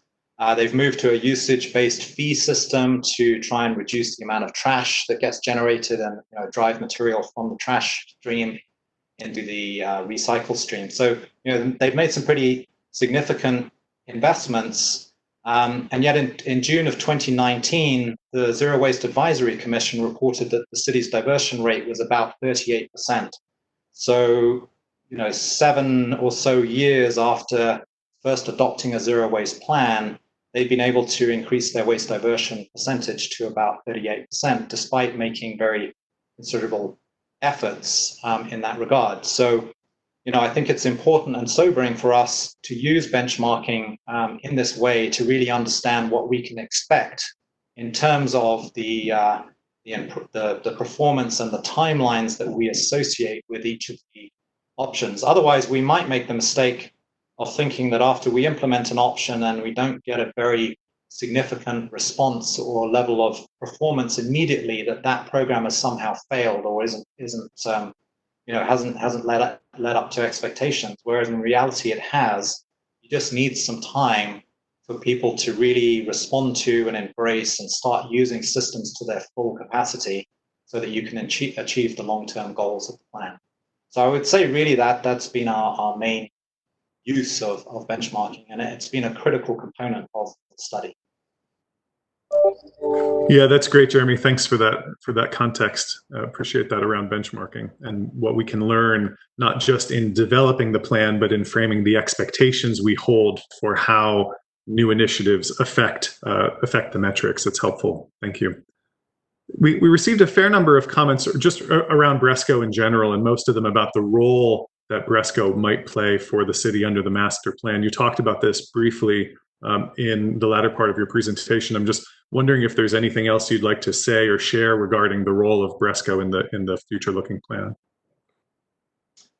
Yeah, certainly. And as I stated in my presentation, I really consider this to be the post-Bresco plan, which I'll elaborate on it again in a little detail.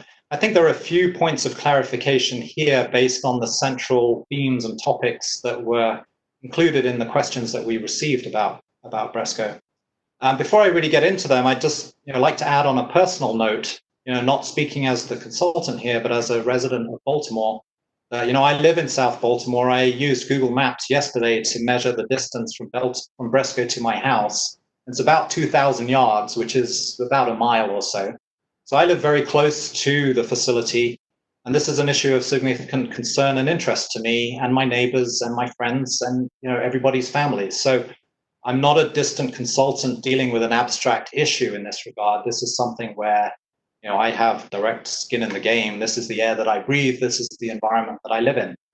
So I think I have 3 points that I'd really like to reiterate with regard to BRESCO. As I said, first, I really consider the Less Waste, Better Baltimore plan to be a plan. It's a post-BRESCO plan. And that's not because BRESCO is a bad actor, but because it's an aging facility and a long-term strategic plan needs to be looking at what's next. And so, as I outlined previously, a big focus for us is what's next. What are we going to do with the waste that we can't divert in a post-BRESCO environment? It's important that we build resilience and an ability to adapt and respond to disruptions. So moving away from reliance from one centralized facility to a decentralized system, such as is outlined in our plan, is also an important component. So I think, that's the first point, really, that really we're looking to a post-BRESCO world. I think, secondly, it's important, and I mentioned this during my presentation, but we should reiterate it. We're assuming that for BRESCO to stay in operation and for the city to renew its contract with BRESCO, which we are recommending for them to do in the immediate term, that BRESCO will make the investment in emission controls that the City Council requested and required under the Baltimore Clean Air Act. That's over $90 million in investments. We had a specialist subcontractor, Deltaway, who were introduced on the team member slide at the beginning of the presentation, that did a thorough investigation of the facility to kind of give us a good picture of what its utility would likely be over the next 5, 10, 20 years, and whether it would be possible for them to make the investments that are needed in order for them to achieve the emission controls that are required. So the result of that was, yes, it is a viable facility, and yes, it could have the emission controls implemented. Wheelabrator has indicated a willingness to make the improvements. So the city can really use the upcoming contract renegotiation to leverage getting improved emission controls in place. And that benefits all of us. All of us are looking for BRESCO to be as clean a facility as it can be, utilizing current technology. So we've built that assumption into our analysis. All of the costs that we have calculated for future use of BRESCO include the assumption that those improvements to emission controls are made. So it's not a business as usual assessment when we're talking about extending use of BRESCO. It's very far from a business as usual assessment. And then I think, thirdly, a number of the comments regarding BRESCO pointed to the fact that the Fair Development Plan for zero waste in Baltimore had pointed to the fact that they felt that BRESCO could be discontinued as an option for waste disposal by the end of 2021, and that we'd be in a position to not be sending our waste to that facility, in a little over 12 months from now. And while I think the Zero Waste Plan does a really good job of presenting community engagement initiatives and outreach, which we've highlighted are going to be critical to the success of achieving higher rates of recycling and waste diversion in the future, our analysis simply doesn't concur with their recommendation that the city can safely move away from using BRESCO in 2021. All of our working in that regard is presented in the plan. It's shown in detail in the analyses, in the Task 5 and 7 reports, and I would encourage people to take a look at the analysis that we have there.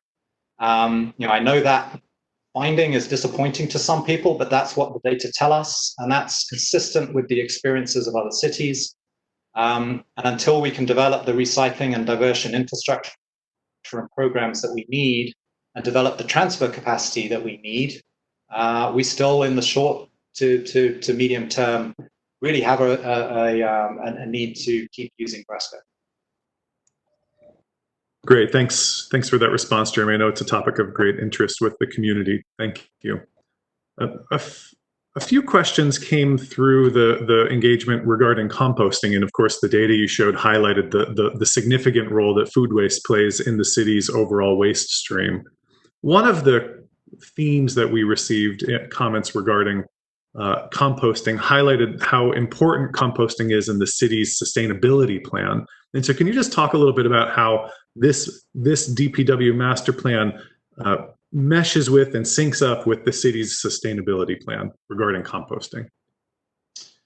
Yeah, sure. And hopefully people have taken the message from the presentation that we're using the Baltimore Sustainability Plan and the plan and the strategic plans that are associated with it, like the Waste to Wealth Initiative, the Food Waste Reduction Strategy, and the Climate Action Plan. We're taking all of those as our guiding principles for what we're trying to achieve in the city. The city has already laid out a framework for where it wants to go between now and 2040 in those plans. And so, we're seeking really to help the city implement the goals of the plan. So it's a key component of what was presented, and it's really critical to the success of the plan to always keep at the forefront the goals of the sustainability plan. And I think and I hope that we've really done that very consistently. It will require, as I mentioned, a lot of cooperation between the Baltimore Office of Sustainability, Public Works, and other city agencies, as well as engagement of the whole city. So we all, as residents and people that live in the city, need to embrace the sustainability plan, not only with regard to the waste management components of it, but the sustainability plan as a whole. That's a vision for how Baltimore can be more sustainable. All of us need to read it and I think embrace it. And certainly, I feel that the Less Waste, Better Baltimore plan really does that. I think finally, I would just note that we're always looking for a phased approach for implementing new options to achieve the goals of the sustainability plan, and we always start with the city and public schools first. So, for example, with the first phase of the composting program that we're looking to roll out, city government buildings and public schools would be in the first phase of that. So the city is always leading from the front and kind of putting its money where its mouth is with regard to the sustainability plan. Thanks for that response, Jeremy. On the topic of phasing in the composting plan specifically, several comments or questions asked why the implementation timeline for composting was the way it was, and was it too lengthy? Could we move faster? So can you talk about the reason why the timeline for composting is as it is in the master plan, and why it could not be more aggressively implemented? Sure, and I think my previous response with regard to the question on benchmarking, I think goes some way towards helping people understand how we set our expectations in that regard. We did look very thoroughly at other jurisdictions that have implemented these systems, and we took the timeframes that they were reporting and experiencing in order to set our own expectations. I think it's important that long timeframes associated with achieving maximum performance, that shouldn't be misconstrued as a lack of urgency. In all cases, we're expecting and recommending that programs get implemented, at least in their first phase, in the immediate or very short term. But as I've pointed out in the presentation in a number of places, we do expect that it will take some time for us to achieve full level of performance. And I think an important point of clarification from reading a number of the comments which pointed to San Francisco as being an example of a large city that was able to very quickly and effectively ramp up composting under a citywide program, and is widely touted as an example of what can be achieved. We need to understand that the combined budget between the city and its sole source recycling contractor, Recology, is hundreds of millions of dollars a year. So they exist in a financial space that Baltimore just doesn't exist in. So we have to be somewhat realistic in terms of that. We can't be spending hundreds of millions of dollars a year on implementing composting and other recycling programs because we just don't have that level of resource. I think also it's very important just to note that San Francisco is really the most inequitable city in the United States. It's had higher levels of gentrification really than any other city, and that's been a source of contention because it's essentially pushed out minorities and poor people from within the city.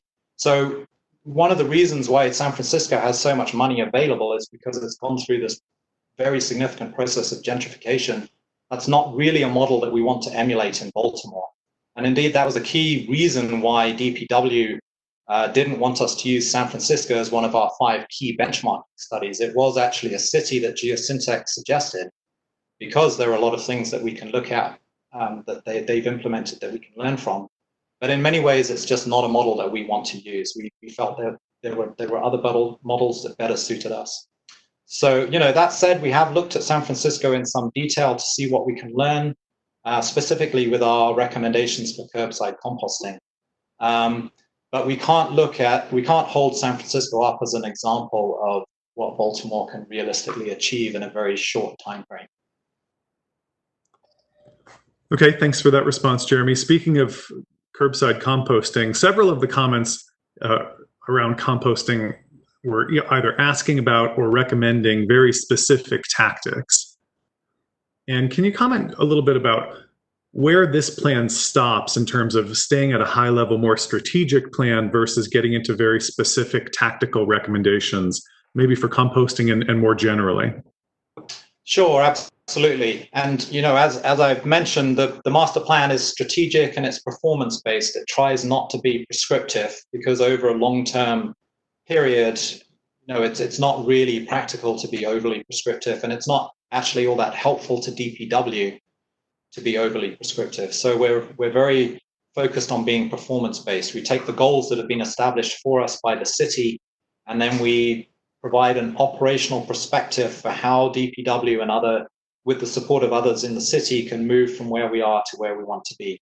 That's true for all options, but probably is especially true for composting. So, for example, for composting, our plan sets out the goals for each phase of implementation, but the specific technologies that will be employed to process the organics that are collected will be sought via RFPs or other contract documents that are issued by the city, where they'll go out to the to vendors and technology providers in that space and ask for proposals that can meet the goals for achieving the amount of organics diversion that they're looking for. If somebody can do it cheaper, better, faster than the assumptions that we have in our master plan, then that's great, and that's absolutely what we want to see, and actually what we expect to see, because we've tried to be pretty conservative.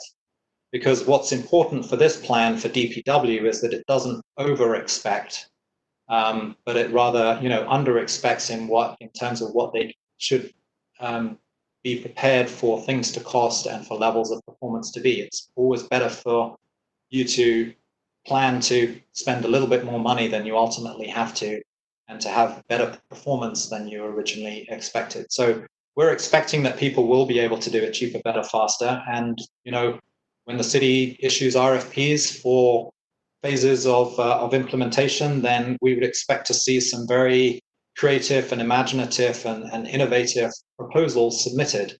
And I think it's finally also important to point out that that doesn't in any way exclude small scale and community scale, small businesses that are involved in composting. They can absolutely play a part in that. Every time an RFP gets issued, there's really no reason why a collective of community-based composters can't show that they can produce a solution that is cheaper, better, faster, and can compete with more commercial scale processes.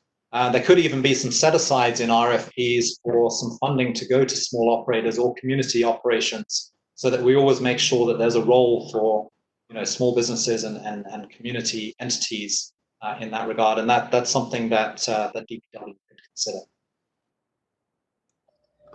Good, thank you, Jeremy, very much. Shifting gears a little bit and talking about outreach, you've talked about the importance of outreach and education to the community. And the first question I have here for outreach is posed to DPW. And the question is really asking if DPW can comment on its ability and its intent to partner with other agencies and or other NGOs or nonprofit organizations working to develop and achieving deeper reductions in waste. For example, does DPW have experience pursuing interjurisdictional partnerships or collaborations of this nature with nonprofits. Can somebody from DPW respond to that particular question, please?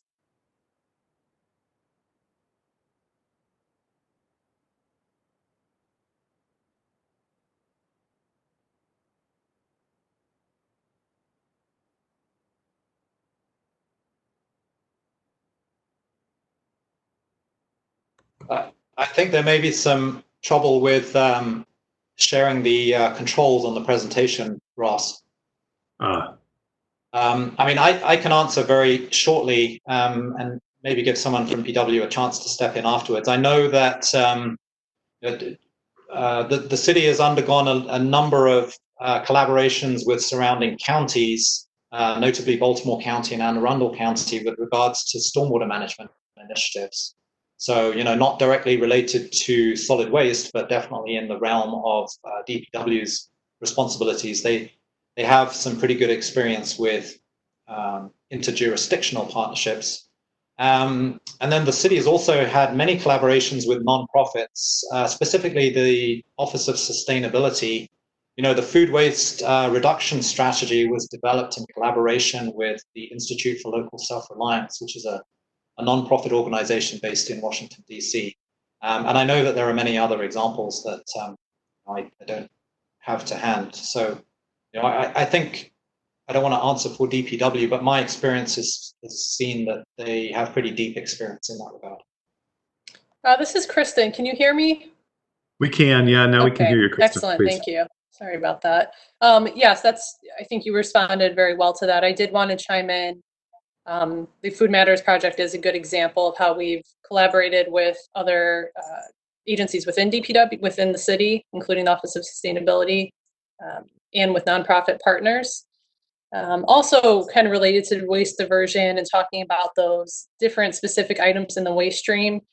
We've had a few examples of that over the years. For example, a few years ago, I see Councilwoman Clark has joined us, and we actually worked with her office and the Oyster Recovery Partnership to set up a drop-off location for oyster shells at the Sisson Street Residential Drop-Off Center.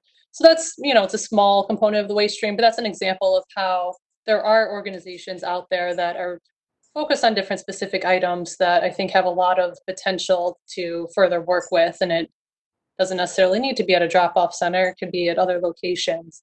But there's definitely opportunities out there, and we appreciate the importance of partnerships. We're confident we'll be pursuing more partnerships as we move forward. There's definitely opportunity out there for everybody to kind of work together. And also, I'm sure many people are aware of this, but we do every year work with a whole range of stakeholders for the mayor's spring cleanup and fall cleanup, get good participation with that.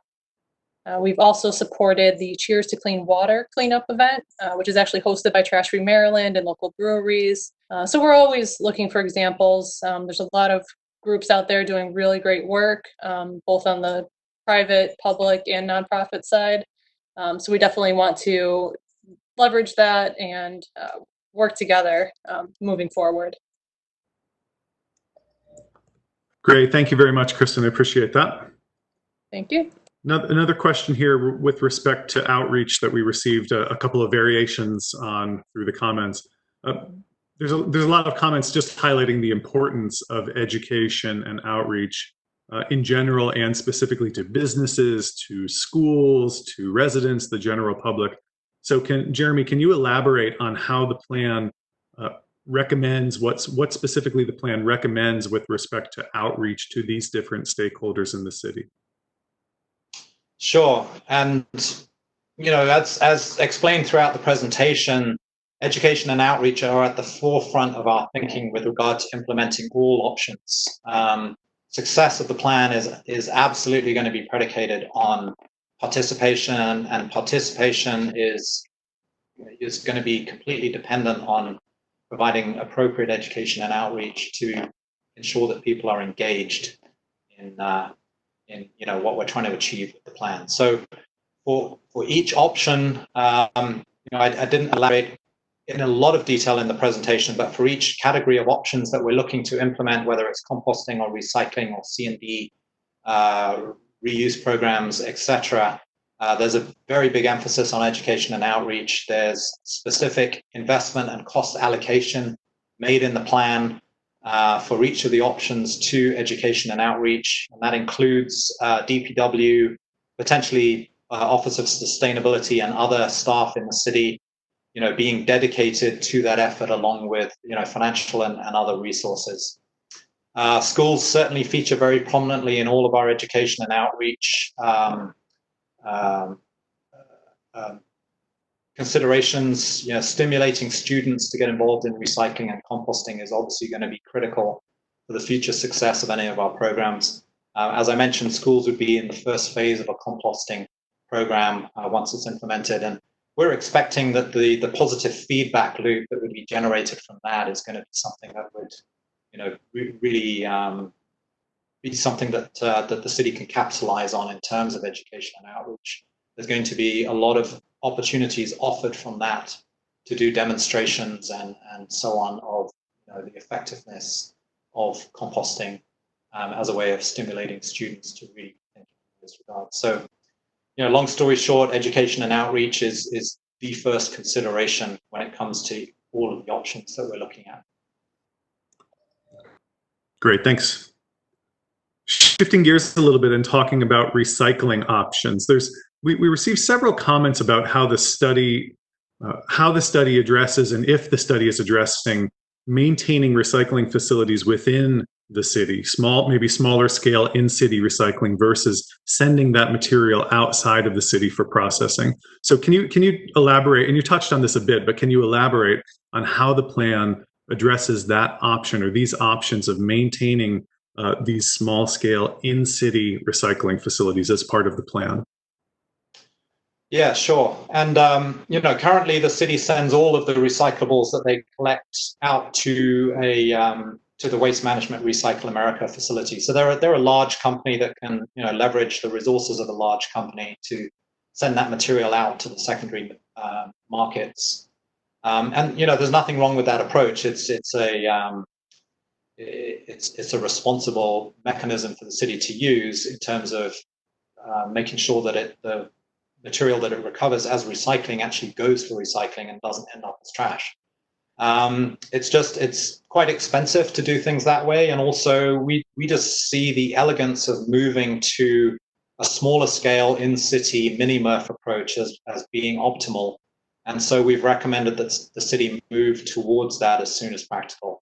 So that's not intended as a diss to Waste Management Recycle America in any way. It's just intended as something that the city can really make some meaningful progress on. It's a good jobs creator. It also allows the city to take control over the materials that are being collected, so they can respond in near real time in their recycling programs to add materials to the list of things that are considered recyclable, or drop some materials off that are no longer recyclable or temporarily not recyclable, rather than being dependent on what a large nationwide recycling company is allowing in their recycling program. So they can be much more responsive and take a lot more control over it. They can be much more closely connected to the end market, potentially to direct end users, and then can be involved either directly or indirectly with negotiating prices for materials. They can cut out some middleman effects and hopefully get overall better prices for the materials that they go to the effort of collecting and separating. So we see some significant benefits in that regard.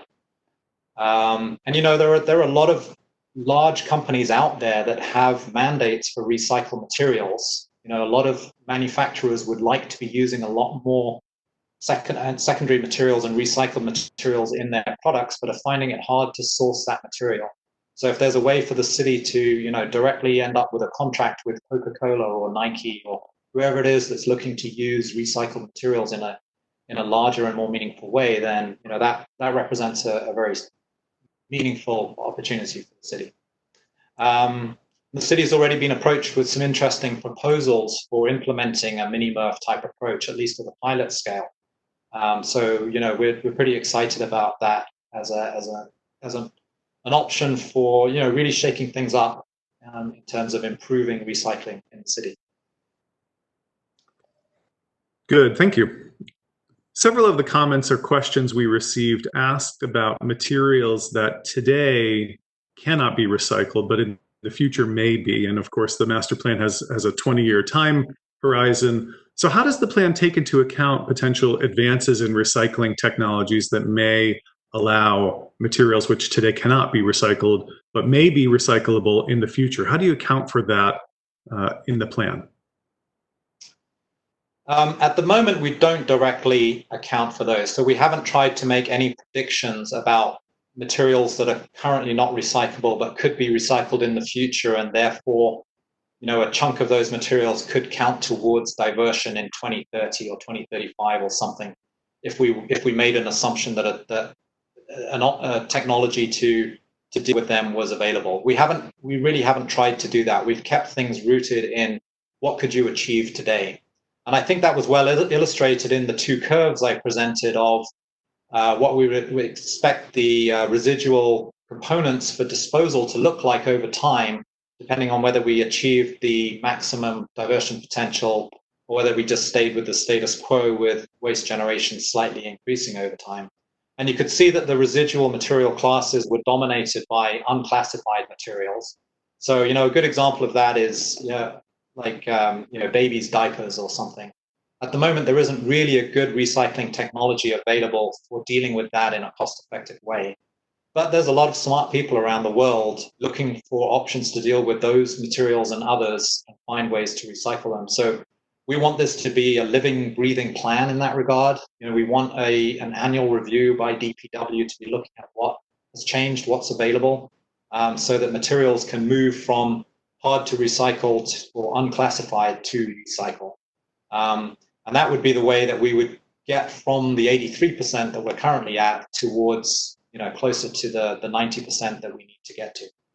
So we'll need new technologies to emerge, and we're expecting that those will emerge over the next 20 years or so and would become available. But I think more importantly, in terms of those materials, we really need ordinances and regulations that limit the manufacturer's use and vendors' use of materials that just aren't recyclable. So we need responsible, extended producer responsibility type laws, so that and bans on single-use materials that have no recycle value as being the most effective way of stopping those materials entering the disposal stream. It's much easier to stop material entering the waste stream than to recover it from the waste stream and recycle it. So that's going to be a much more important, the availability of new technologies is going to be important, but more important is going to be us stopping generating those materials in the first place. Okay, thanks for that response. We got a couple of comments or questions either inquiring about or perhaps challenging the current recycling rate and the way that it was calculated in the draft report. So can you comment or elaborate on how the current recycling rate was calculated? Yeah, so basically what we did is we got the maximum amount of data that we could from the state, from DPW and from other sources, and used that as input to our calculations. We looked at every single waste stream in the city, and we didn't restrict ourselves just to materials that are counted under one recycling program or not another. So, for example, the Maryland Recycling Act, which I mentioned during the presentation, that has mandates for recycling a certain amount of some materials, but it completely ignores other materials. So if you measure recycling under the Maryland Recycling Act, you get a number that says you're achieving this level of recycling, but it's ignoring very significant components of the waste stream, like construction and demolition debris, which we absolutely have to do a better job of recycling because there's so much of that material being generated.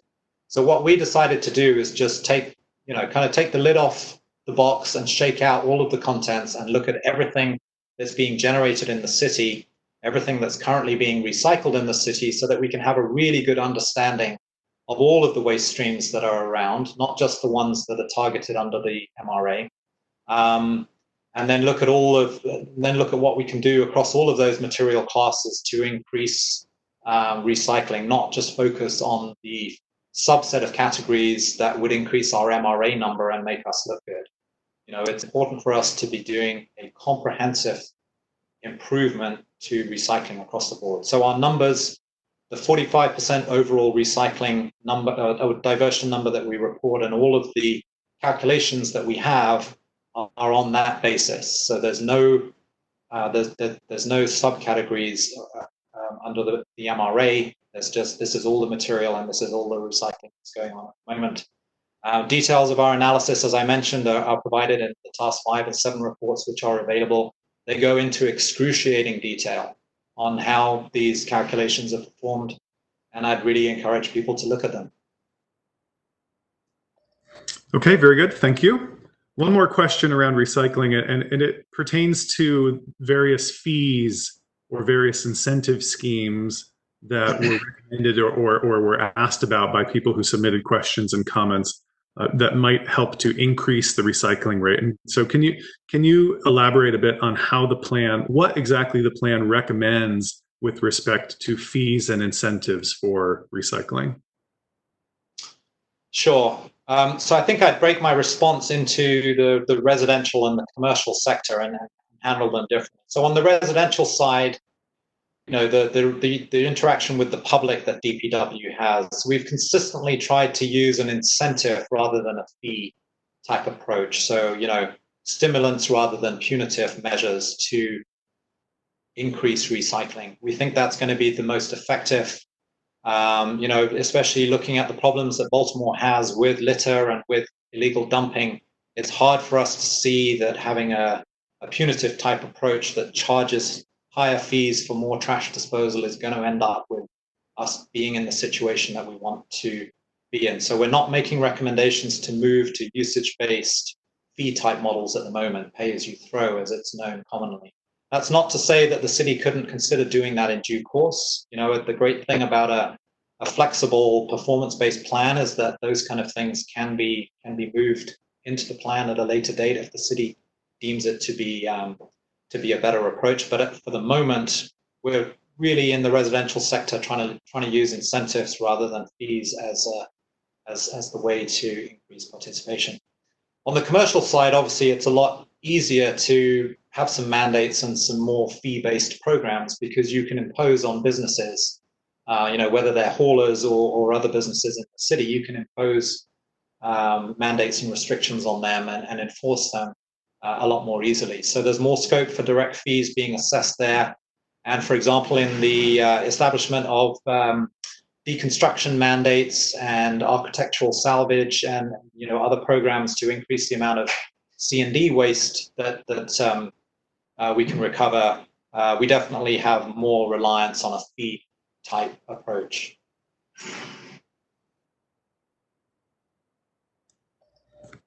All right, thanks for that elaboration, Jeremy. Appreciate it. The next question here is really a combination of several questions asking about how you accounted for the fee savings associated with avoiding waste disposal, and just wanting to learn more about how that potential for cost savings factored into your analysis. Yes, so for each of the options that we looked at that were diverting material out of the disposal stream into the recycle stream, we looked at what the avoided cost of disposal would be. We priced that based on an assumption that the material would otherwise have to go for disposal at Quarantine Road, which currently we assume is $67.50 a ton based on their posted tipping fee. So that absolutely represents a cost savings that can be used to pay for the diversion that's going on. You know, if you have 1,000 tons that previously was going for landfill disposal at $67.50 a ton, and it's now not going for disposal, well, then you have that amount of money available to help pay for the diversion program. Those cost offsets in the form of airspace savings are summarized in the report. They're included in the summary tables in Chapter 9.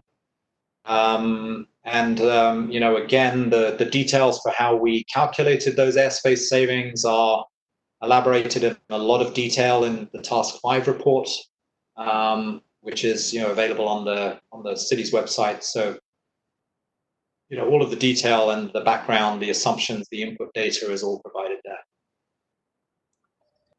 Okay, thanks. And one more here, somewhat related. several questions asked about assumptions that were made in the study around waste disposal volumes, and asking why the study doesn't take a more aggressive stance or take more aggressive assumptions towards reductions in waste disposal volumes. Can you comment on that, please? Sure. And, ultimately it comes down to the fact that the city, or DPW specifically, has a responsibility for providing safe and affordable solid waste disposal for all residents and businesses in the city. That's a requirement under state law. They need to demonstrate through their 10-year solid waste management plan that they have the systems and the facilities in place to be able to provide for that. So we have to make conservative assumptions about disposal needs, because we can't have a situation where DPW doesn't have enough capacity to be able to dispose of the waste that's being generated. If for some reason, as a contingency or due to a disruption or whatever reason, just very low levels of performance or very low levels of participation in waste diversion programs, that we don't achieve the high levels of diversion that we're really hoping and anticipating we will achieve by implementing the plan. So we have to be conservative in our assumption about what our disposal needs are going to be, and hopeful that we're not going to need those disposal needs, but we absolutely have to be able to meet them as a contingency measure. So, overall, the plan is built around plan for the best and be prepared for the worst. And that has to be the way that DPW approaches ensuring that it has disposal capacity. It's another reason why it's a good idea to move to a transfer type operation for waste disposal, because if you build a transfer station and then only end up using 25 or 30% of its capacity, that's not the end of the world. That's a good position to be in, because you always have the ability to rapidly tool up and use it at 100% capacity, even though best case scenario, you're using it at much less capacity than it can fully handle. Good, thank you, Jeremy. So that brings to a close the summary of some of the comments and questions that we wanted to give a response to. Obviously, it doesn't get through all 340 or so specific questions, but rest assured that as we receive and work to finalize and update this draft plan and get to a master plan, all of those comments and questions are being taken into consideration, and all of the specific points are being analyzed as we work to make sure the final plan is as accurate and comprehensive as it can be. So again, thank you very much for providing that feedback. At this time, I'd like to welcome John Chalmers, the Solid Waste Bureau Head, to offer some final remarks on behalf of DPW. So John, if you're there, I'll send it over to you. So good afternoon. Can you see me? We can hear you. Can you hear me? We can see. Yes, sir. We can see and hear you. Yes, sir. Okay, good. So good afternoon, everyone. As the head of the Bureau of Solid Waste, I manage the day-to-day operations while also planning for the future. This is the Bureau's first long-term waste management plan. And I'm very excited to have a plan that gives us a roadmap for thinking into the next decades of the Bureau's operations. We appreciate you all for taking the time out of your busy personal and professional schedules to participate in today's town hall meeting. This has been a challenging year for the Bureau of Solid Waste and the city as a whole, between the ransomware, COVID, and other challenges. But I'm thankful for the team we have here and for the community's participation in the Less Waste, Better Baltimore process. With this plan, we are on a strong path forward to creating a cleaner and more beautiful city. This is the accumulation of an incredible effort from the project team, stakeholders, and community members. You are all important to our success. We appreciate all the work you have contributed. This has been an informative discussion, and we look forward to implementation processes. Thank you again for attending, and have a good evening. I would also like to say Happy Father's Day to all of the fathers out there.